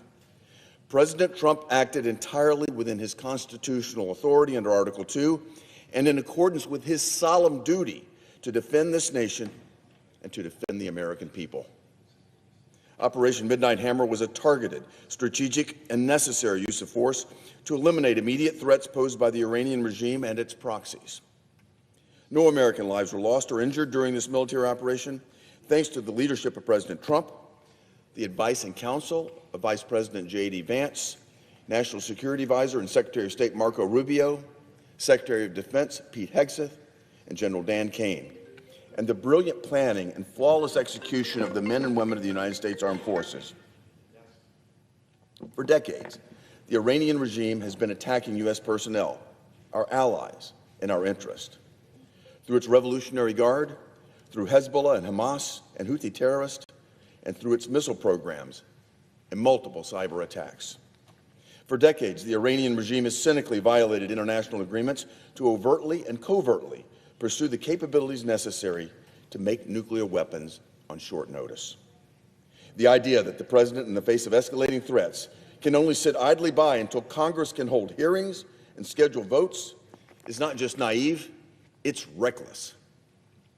This war powers resolution ignores the reality of modern warfare, and it would constrain the Commander-in-Chief at the precise moment when decisiveness is most critical. It elevates process over common sense policy and political optics over operational necessity. If the President had been forced to act in accordance with this resolution last week, the element of surprise would have been entirely lost, and the successful mission flown by our brave airmen would have been much different and likely much costlier. Of course, Congress must be consulted. Of course, we can debate the scope and strategy of our military engagements, but we must not shackle our President in the middle of a crisis when lives are on the line. We must not embolden Ayatollahs in Tehran by showing division and delay, because that is the path to endless wars rather than the path to decisive victories. President Trump acted wisely and proportionately to protect American lives. He acted to reestablish the credibility of our strategic deterrence. And he acted after decades of Iranian aggression that went largely unanswered by the previous administrations of President Joe Biden and Barack Obama. President Trump once again demonstrated decisive leadership in the service of peace and stability. That is the actual job of the Commander-in-Chief. Let me conclude by repeating what I said at the start. President Trump's actions last weekend did not start a war. His actions ended a war, and not a single American life was lost. We should not be here debating how to constrain effective presidential leadership, but rather discussing how to recognize effective leadership and supporting it. For this reason, I urge my colleagues to oppose Senate Joint Resolution 59. Thank you, Mr. President.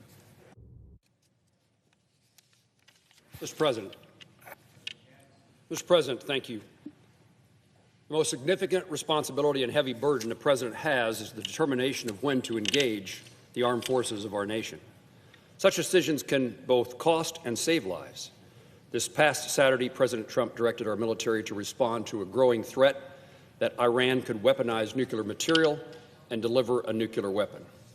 With escalating tensions between our ally Israel and our adversary Iran, the President made the decision to deter and delay the capabilities Iran has to deliver a nuclear weapon.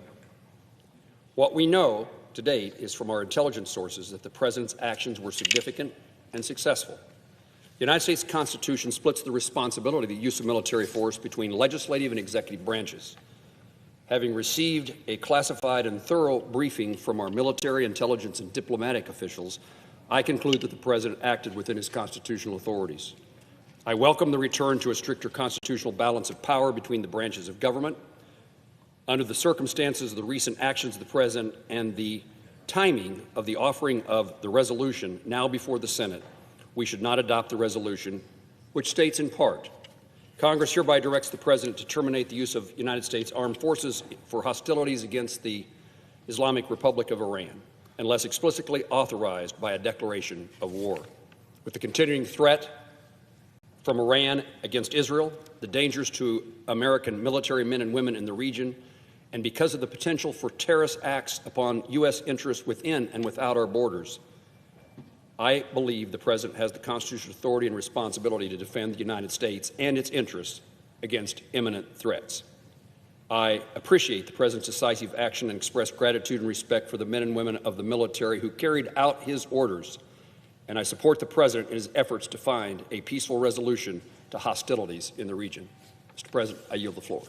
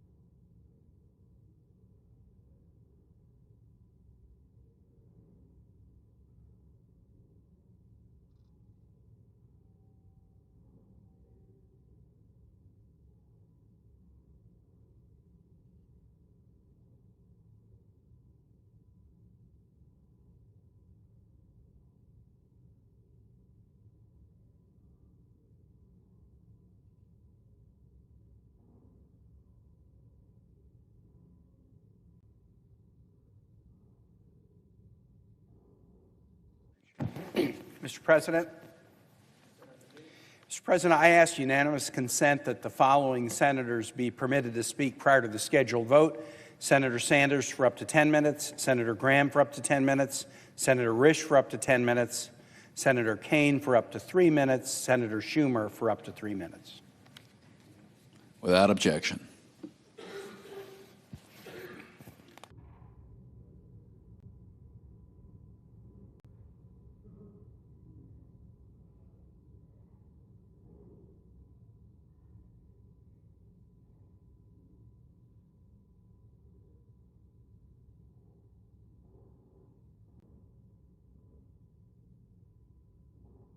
Mr. President.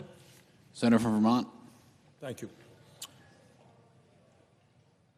Mr. President, everyone knows that our country faces enormous crises. We have a healthcare system that is broken and it is widely expensive. We have a housing crisis in which millions of people are spending far more than they can afford to put a roof over their heads.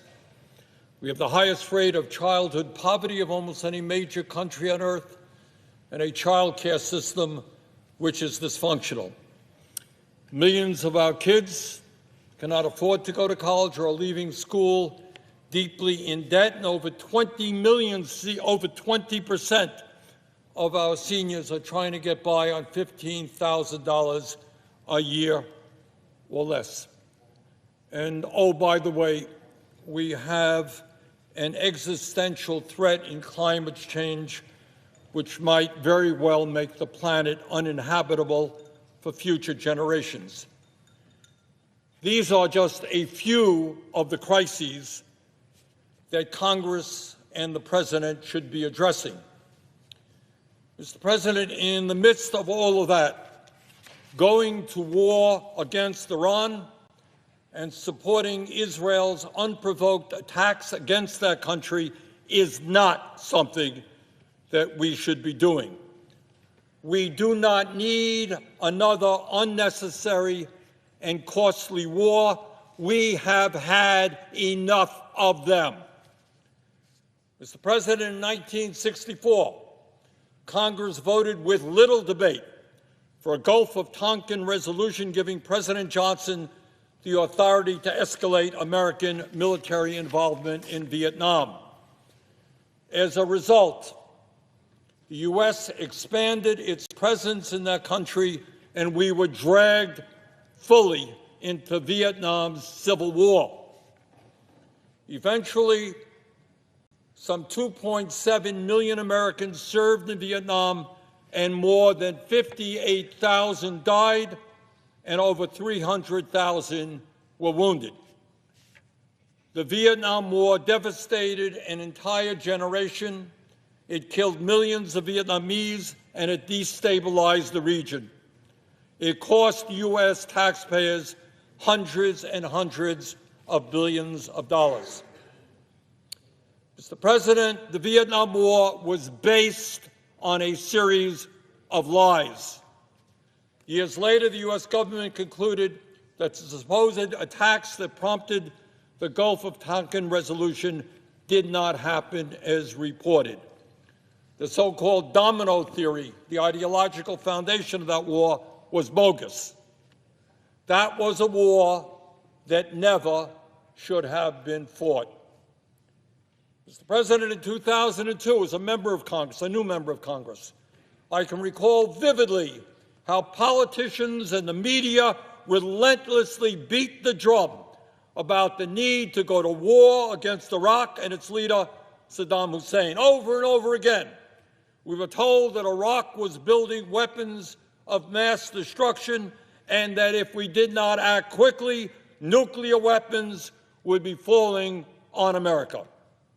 Among those pushing for war in Iraq in 2002 were none other than Israeli Prime Minister Benjamin Netanyahu, who testified to Congress that, and I quote, "There is no question whatsoever that Saddam is seeking nuclear weapons.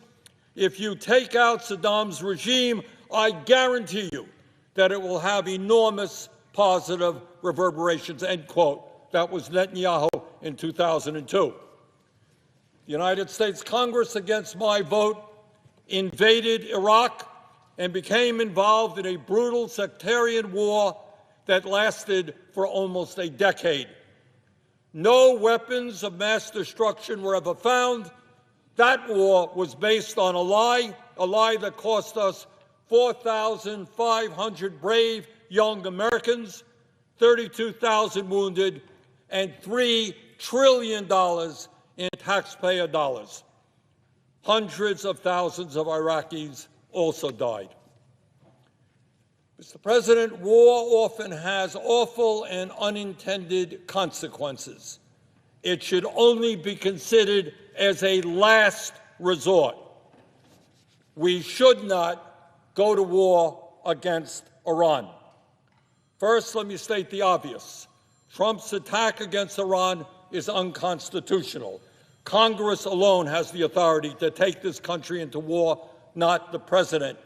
Trump does not have that authority. Second, Iran did not pose an imminent military threat to the United States that would justify a preemptive attack. Just a few months ago, Trump's own Director of National Intelligence, Tulsi Gabbard, testified to Congress that the American intelligence community, quote, continues to assess that Iran is not building a nuclear weapon and Supreme Leader Khamenei has not authorized the nuclear weapons program he suspended in 2003. End of quote from Tulsi Gabbard. Trump dismissed that finding, saying, quote, well then, my intelligence community is wrong, end of quote. Really? On what basis does he think that the entire United States intelligence community is wrong? Third, diplomacy offers a better path to durably address Iran's nuclear activities than a military attack.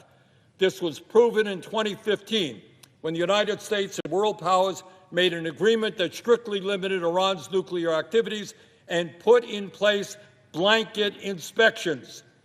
That agreement was working, but Trump pulled out of that deal in 2018 and Iran restarted its activities.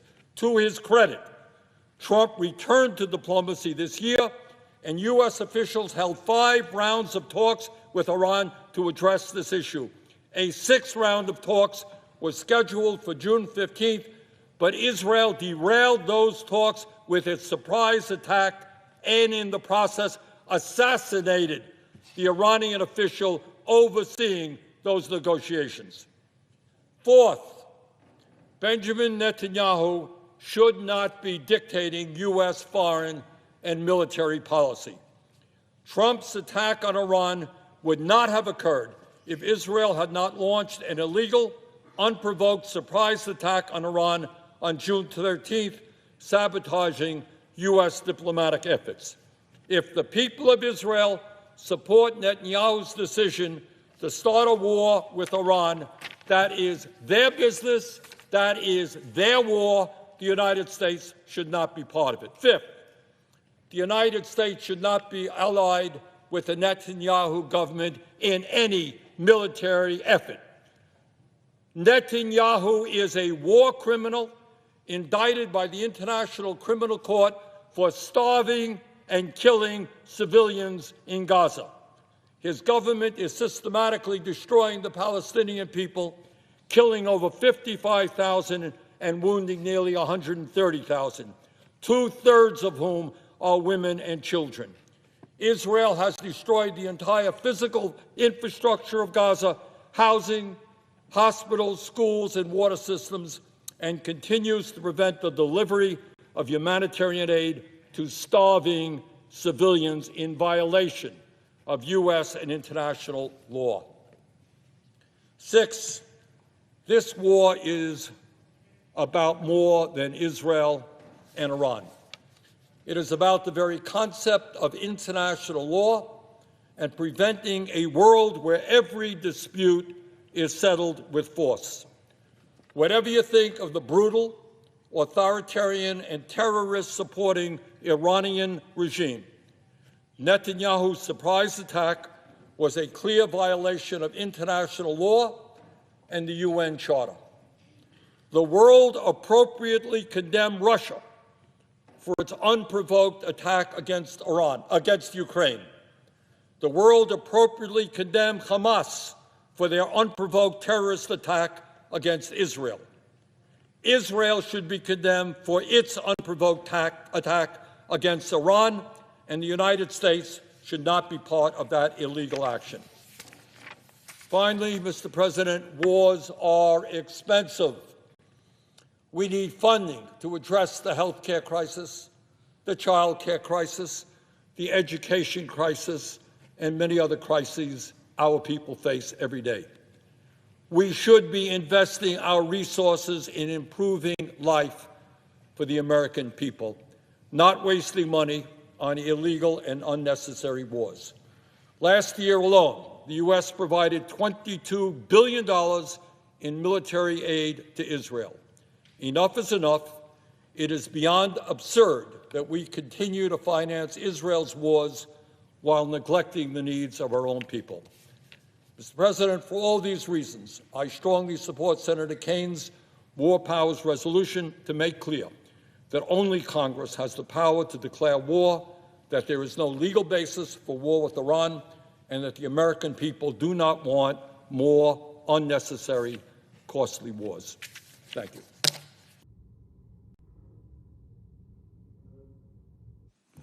Senator from South Carolina. Thank you very much. This is a debate worthy of the body, and I would like to give my belief about what we're doing here, my opinion. Senator Kaine has introduced a resolution that basically require President Trump to come to the Congress before any other military actions could be taken against the Islamic Republic of Iran. I think that would be a disaster for the country. You can only have one commander-in-chief, not 535. Mr. President, you've been in it. You've been right close into the face of the enemy, and you probably above all others know what warfare is like dealing with radical Islam, and applaud your service as a Navy SEAL. So it says in the Constitution, the President shall be Commander-in-Chief of the Army and Navy of the United States and of the militias of the several states when called into actual service in the United States. Well, they left out the Air Force because back then we didn't have one. Since the founding of this country, it's been understood that the Commander-in-Chief can act as the Commander-in-Chief to protect our nation from threats, that he is in charge of the military. He sits atop of he's the civilian in charge of the military, and it's his decision to use military force. It's Congress's decision to declare war. How many times do you think, Mr. President, we've declared war since the founding of our nation? I'll give you the answer. 5.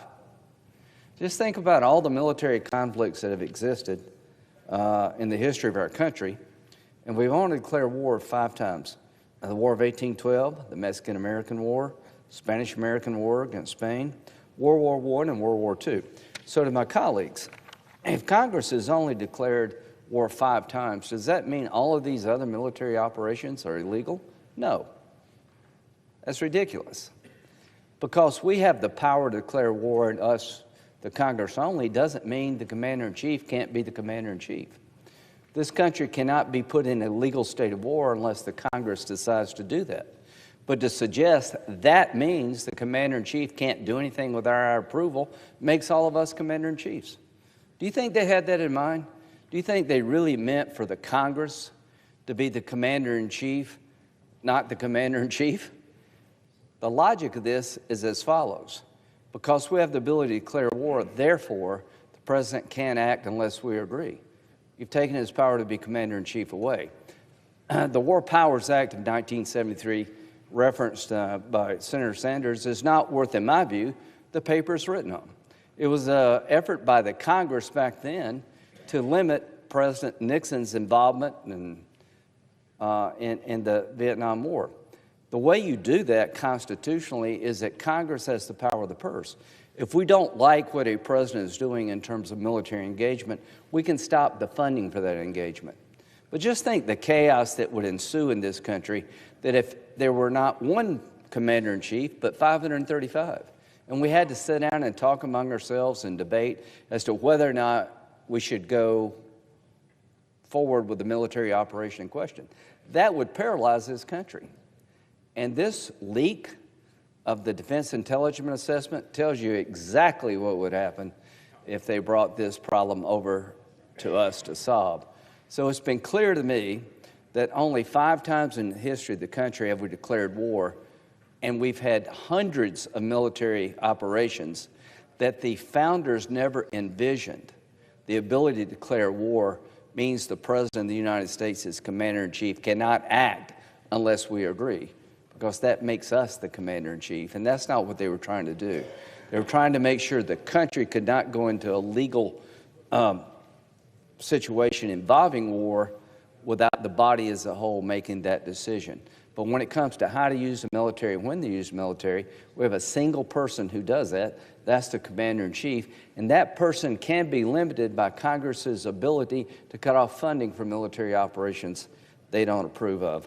So the War Powers Act, I think from its very founding, was unconstitutional. But this is a case study of the chaos that would be created if we accepted their version, the proponents' version of this. That President Trump would have to come to the Congress as a whole before he decided to strike the next nuclear facility that maybe we don't know about, or there's some imminent threat to our troops in the region.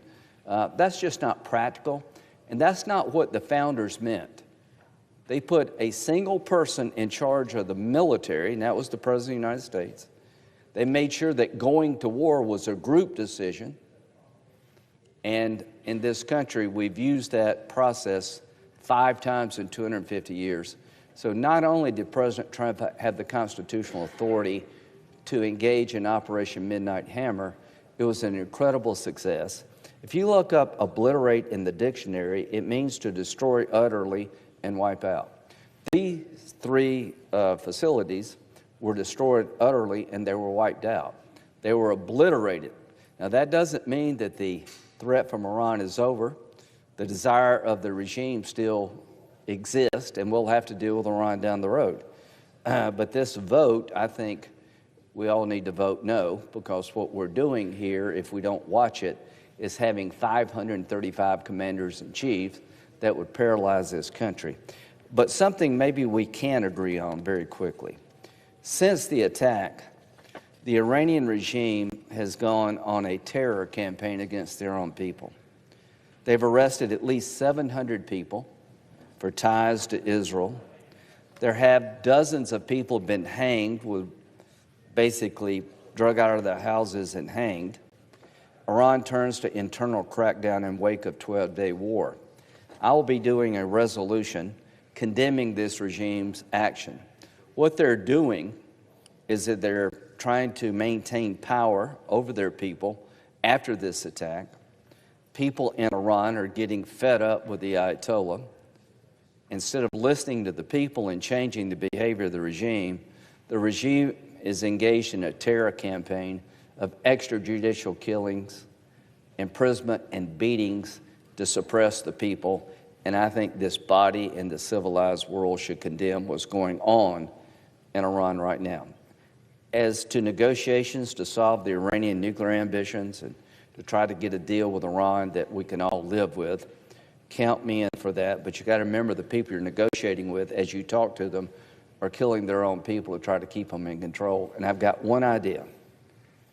Before we negotiate with Iran, they need to say one thing.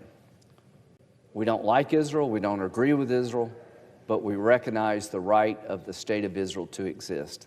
The policy of the Iranian regime is to destroy the state of Israel, purify Islam, and come after us, the infidels.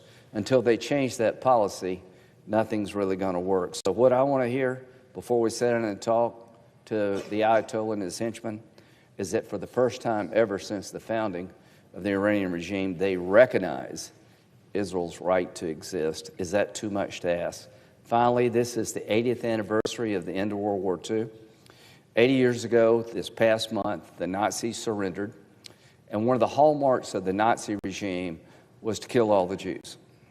80 years later, we're having a debate about a regime that wants a nuclear weapon to kill all the Jews, and we're wondering what to do. You know what we should do? We should make sure they can't kill all the Jews. We could make sure that this homicidal maniac, the Ayatollah, who's a religious Nazi, is not allowed to get a nuclear weapon and rain havoc on the region and come after us. It's hard to believe that 80 years later we would be having this debate. What should we do? To my good friend Senator Sanders, your solution will lead to World War III. You will appease evil. And World War II happened because people like Senator Sanders did not stand up to Hitler. They did not choose wisely. They did not stop him when they could. And that's exactly what's going on now. Until this religious Nazi regime gives up their desire to destroy the state of Israel, to wreak havoc on the region, and to come after us, chanting death to America, then we should stand up to them. I'm not advocating invading Iran, but I am advocating being tough, no sanctions relief, and don't reward this behavior. Vote no to Senator Kane's proposal. Stand up for the Constitution as it's been implemented for over 250 years. And all of us pray for the Iranian people and for our friends in Israel that better days are ahead. But these better days only come with sacrifice. And as I speak, people in Iran are sacrificing because they just want to live free. I yield. John, is it my up?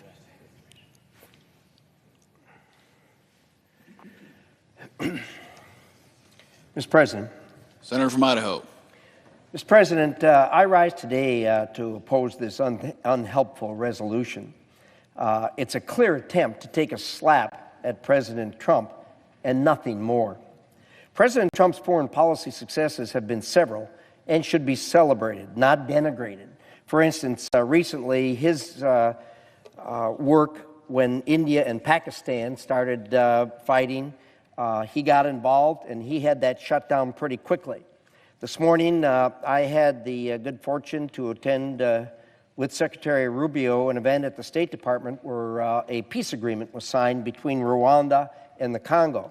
Both Rwanda and the Congo were effusive in their compliments of President Trump for negotiating the peace that happened. So the president's been hard at work trying to be the president of peace that he really wants to be. First, I think that we ought to have a good statement from the administration as to why this resolution is not well taken.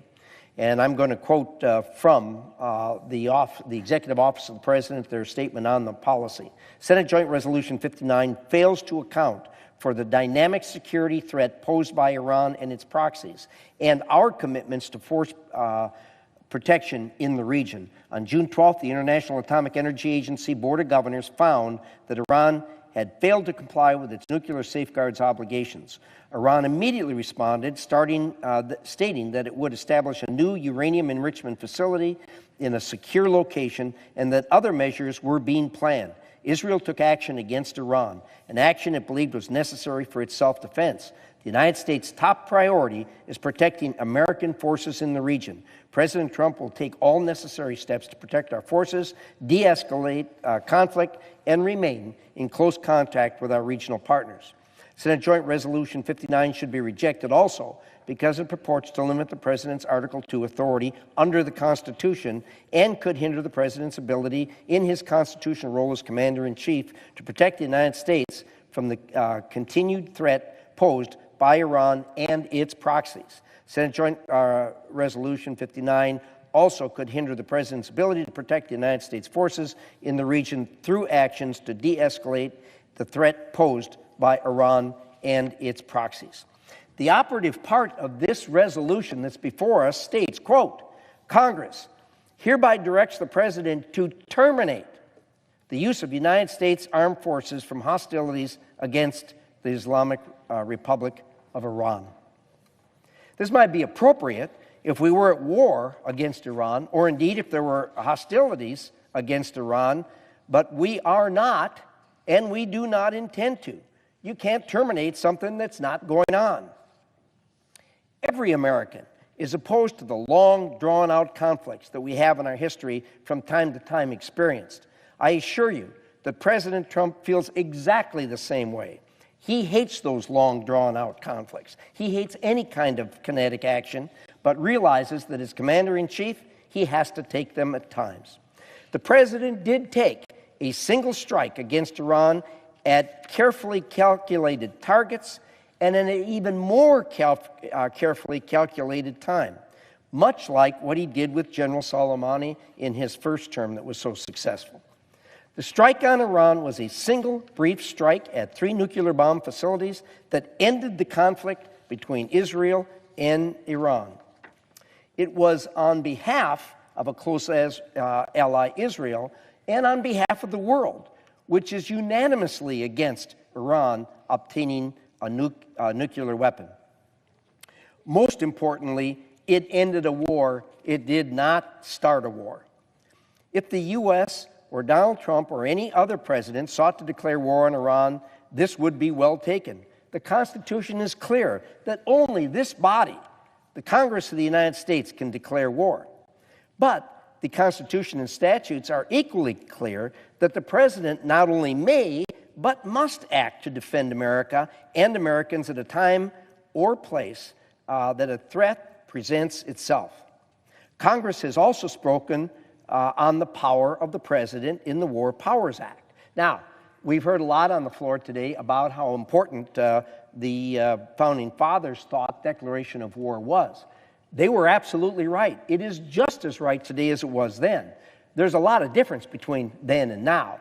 Then, we had oceans protecting us on each side, and for a war to take place, it took months to unfold and to start. In today's world, it's a press of a button, and it happens instantaneously. That's why Congress went in and passed the War Powers Act that gave the president the opportunity to defend America. And in that act, it provided things that the president had to do. He complied with that act exactly as it was put in place by Congress when he took the Single Strike Act against Iran. Also, the Justice Department has opined to Republican and Democrats presidents and created a precedent as to when the president could use power. This strike is in full compliance with that guidance. The guidance is very simple. Number one, if the president is going to take action, it must, one, be in a national interest, and number two, be limited in nature, scope, and duration. And of course, that's further modified by the action that Congress has taken in the War Powers Act. What this president did with this single strike was in full compliance with the Constitution and statutes. Both open source reporting and the classified briefing we received demonstrated this was a brilliant tactical move, which was brilliantly planned and executed after in-depth conversations with the intelligence community and the talented array of presidential advisors that President Trump has. My colleague on the other side of the aisle should do what we on our side of the aisle have been doing, and that is congratulate the president and the brave men and women who conceived and executed this spectacularly successful event and thank them, and recognize that this ended the conflict between Israel and Iran.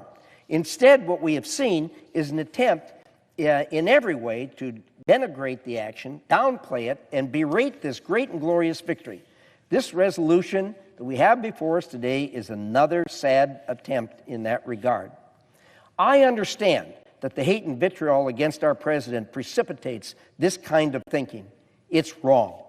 This is ill-conceived and will telegraph that we Americans do not stand with our president or with Israel. That is also wrong. Make no mistake, Iran is all alone in this. No one is coming to help them. This body, above all, should not be the entity that provides aid and comfort to Iran. I urge a no vote. Thank you, Mr. President. Senator from Virginia. The remaining two speakers, Senator Schumer has yielded his time to me. I will be the last speaker before the vote. My colleague from Idaho says this is driven by hate and vitriol. Tell President Trump he well knows that from my first months in the Senate, I have taken this position now against 4 presidents, Democratic and Republican. The principles that have been stated on this floor about the Constitution and War Powers Resolution are very, very clear. Congress declares war. Once declared, the president is the commander-in-chief. There is no war without a declaration of Congress. The president as commander-in-chief can defend the United States against imminent attack, but there was no such imminent threat posed by the Iranian nuclear program, as the president's own national security advisor testified to Congress shortly before this strike, and as the Israeli foreign minister announced before the U.S. strike that the Israeli actions had set the nuclear program back 2 or 3 years. No imminent attack on the United States, no imminent threat. That means Congress gets to declare war. This is not about hatred for any president. It is about standing up and doing what we took an oath to do. My colleague from South Carolina says we've only declared war 5 times, ending with World War II. That's not accurate. Congress has had the guts to at least vote on authorizing war up through 2002. But in 2002, something happened, Mr. President, in this body. The Senate and the House got lied into a war with bogus intelligence about the weapons program of the nation of Iraq. We should be haunted by that. We should be haunted by that. The claims that Iraq had weapons of mass destruction led us into a war where thousands of troops and thousands of U.S. contractors were killed.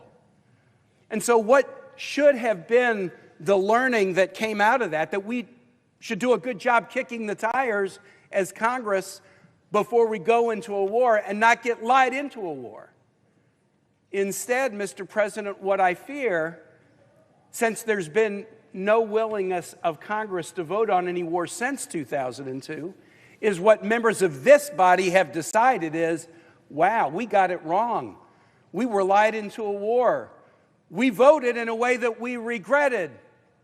So let's not vote at all. Let's not vote at all. Let's overturn the congressional and constitutional history that says we only go to war with Congress and try to hide in the grass. Many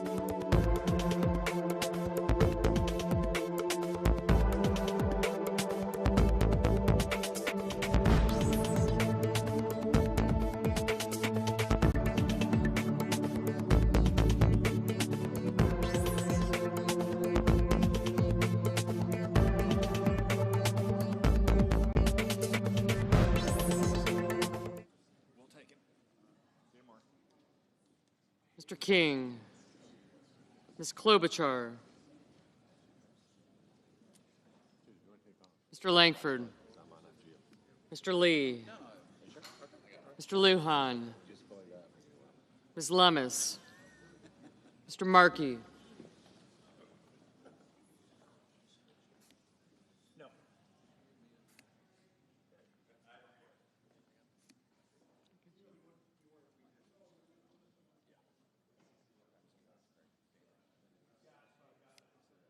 Mr. Marshall, Mr. McConnell, Mr. McCormick, Mr. Merkley, Mrs. Moody, Mr. Moran, Mr. Marino, Mr. Mullen, Ms. Murkowski, Mr. Murphy, Mrs. Murray, Mr. Ossoff, Mr. Padilla, Mr. Paul, Mr. Peters, Mr. Reed, Mr. Ricketts, Mr. Risch,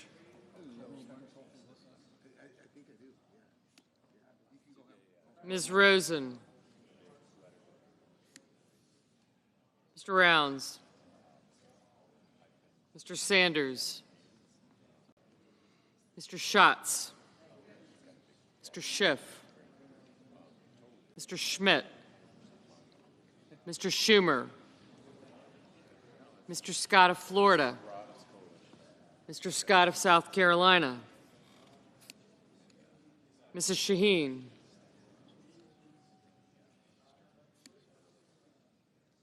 Mr. Sheehy,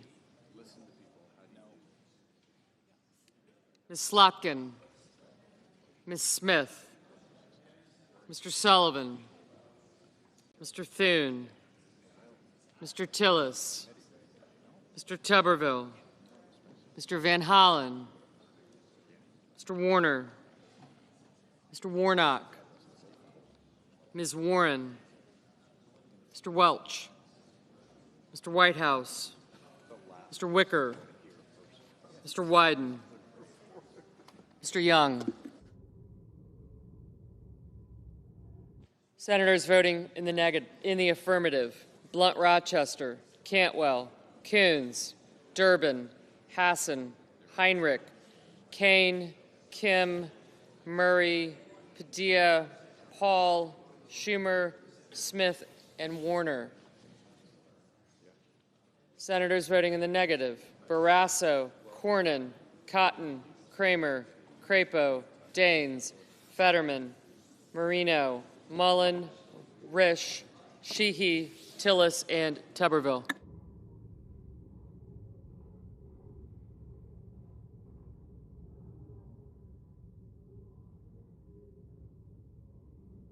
Ms. Alsobrooks, aye.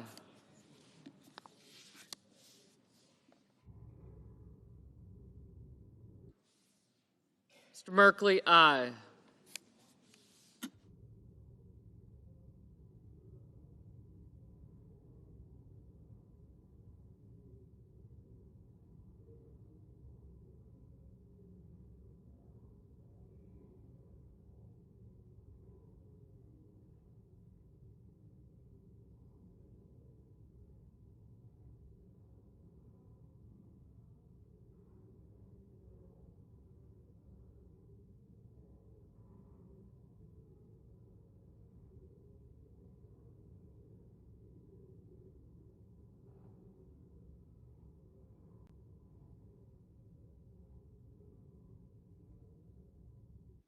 Mr. Ricketts, no.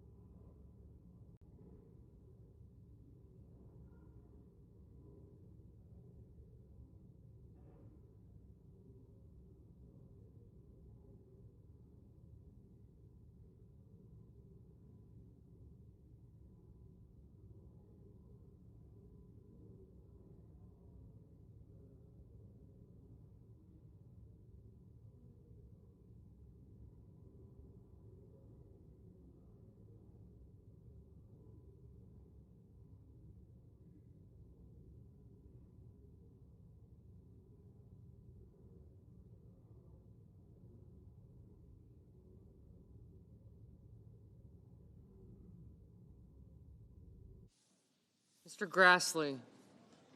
No.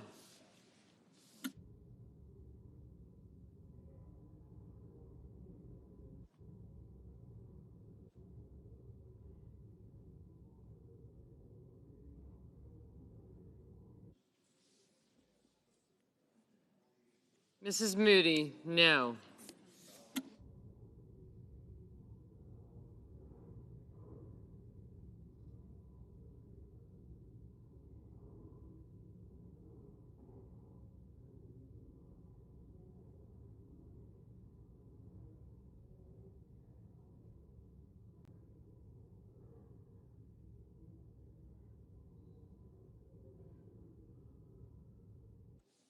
Mrs. Britt? No.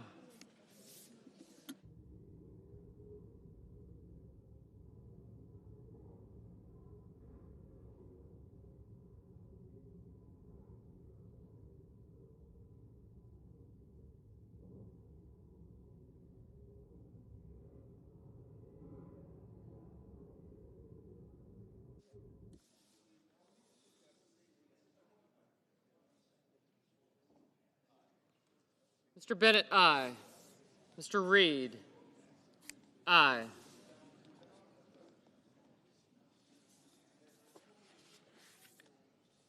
Mr. Marshall, no.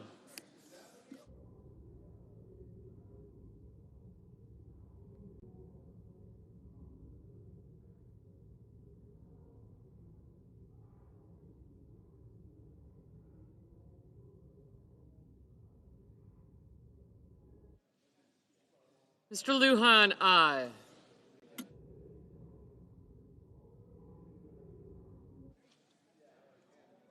Mrs. Fisher, no. Mr. Lee, no.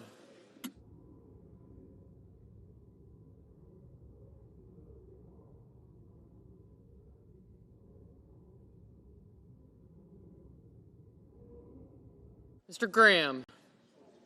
No.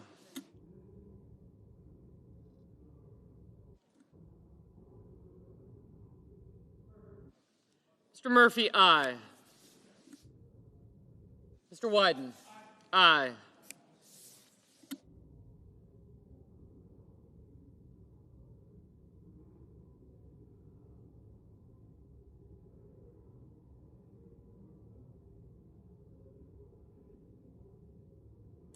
Mr. Warnock?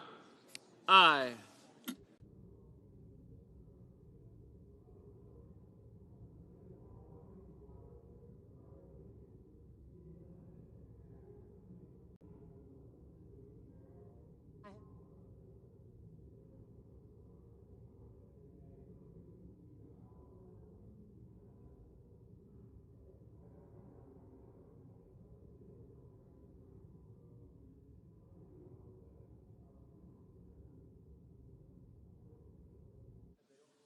Mr. Johnson? No.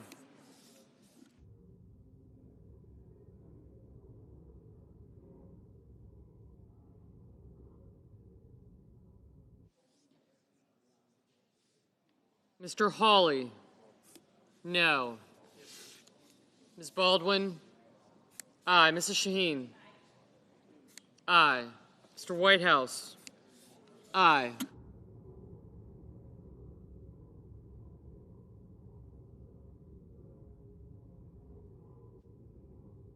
Mr. Markey? Aye. Mr. Budd? No.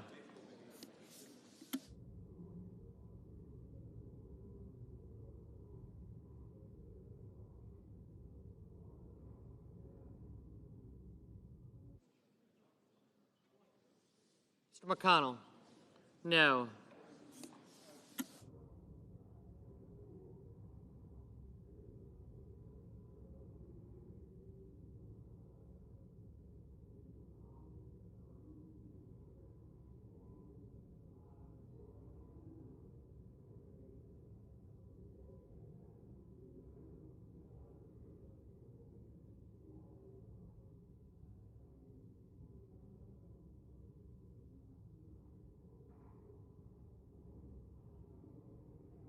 Mrs. Blackburn? No. Mrs. Capito? No.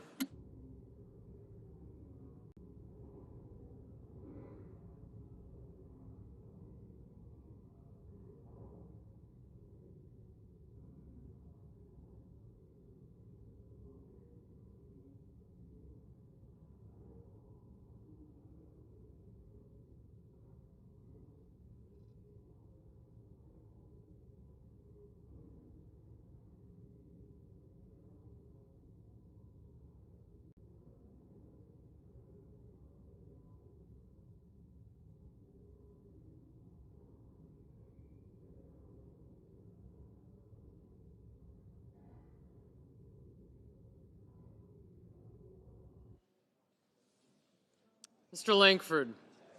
No. Ms. Hirono, aye.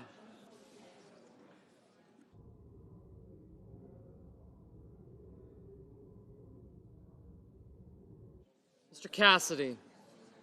No. Mr. Schmidt? No.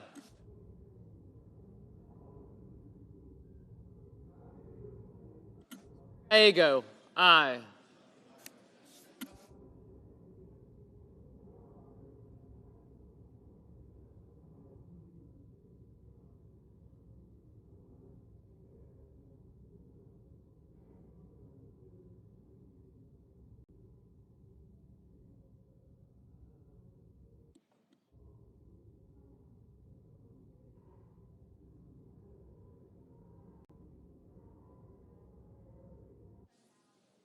Mr. Schiff, aye.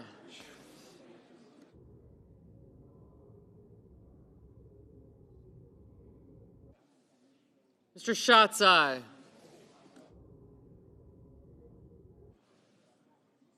Mr. Young, no.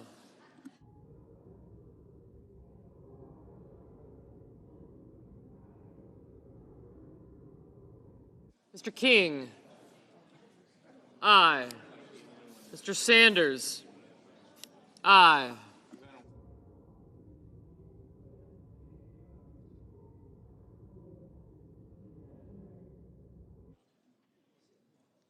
Mr. Justice, no.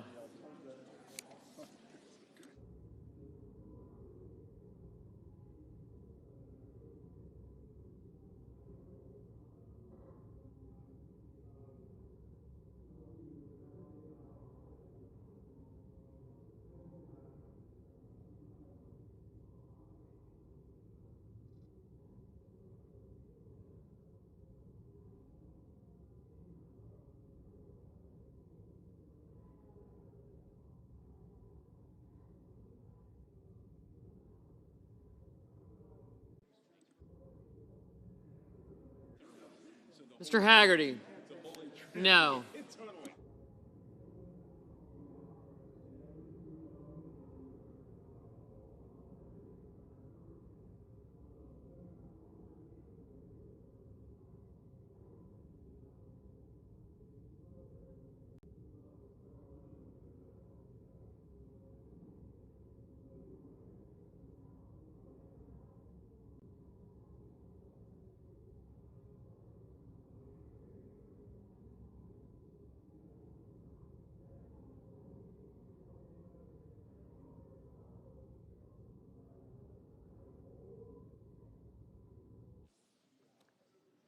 Mr. Kennedy, no. Mr. Husted, no.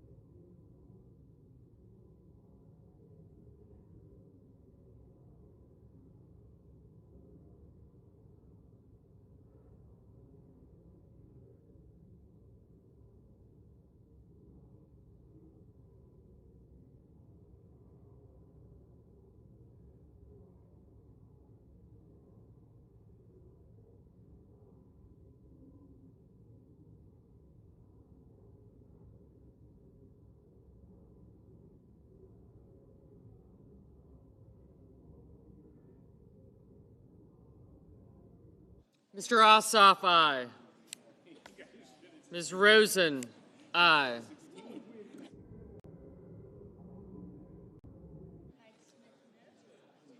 Mr. Hickenlooper, aye. Mrs. Hyde-Smith, no. Mrs. Gillibrand, aye. Ms. Warren, aye.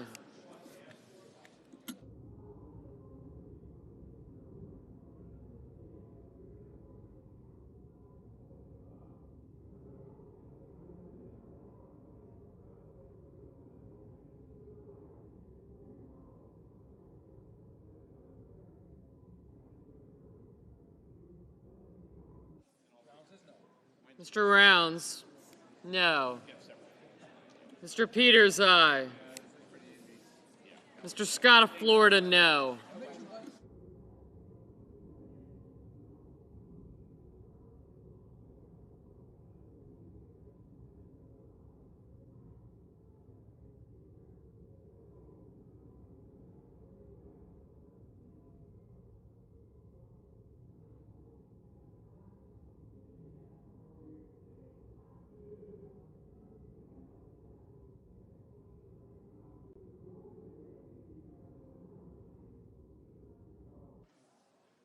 Mr. Wicker, no.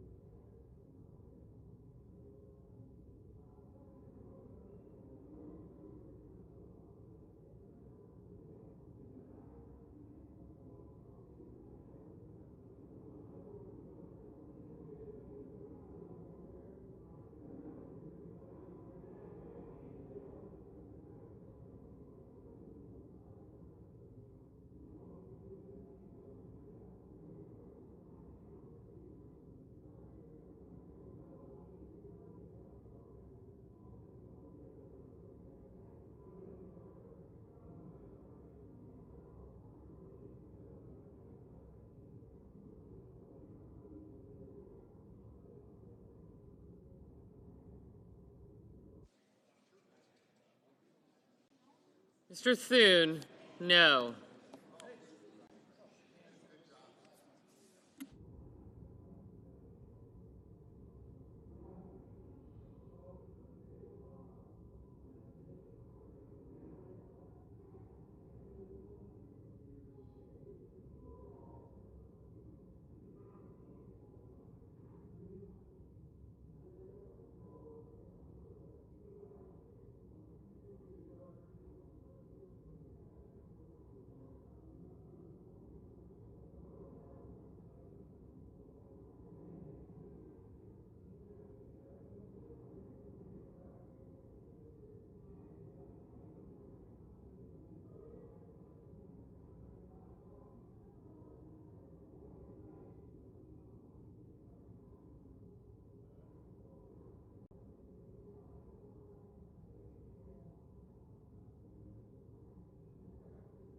Ms. Duckworth, aye.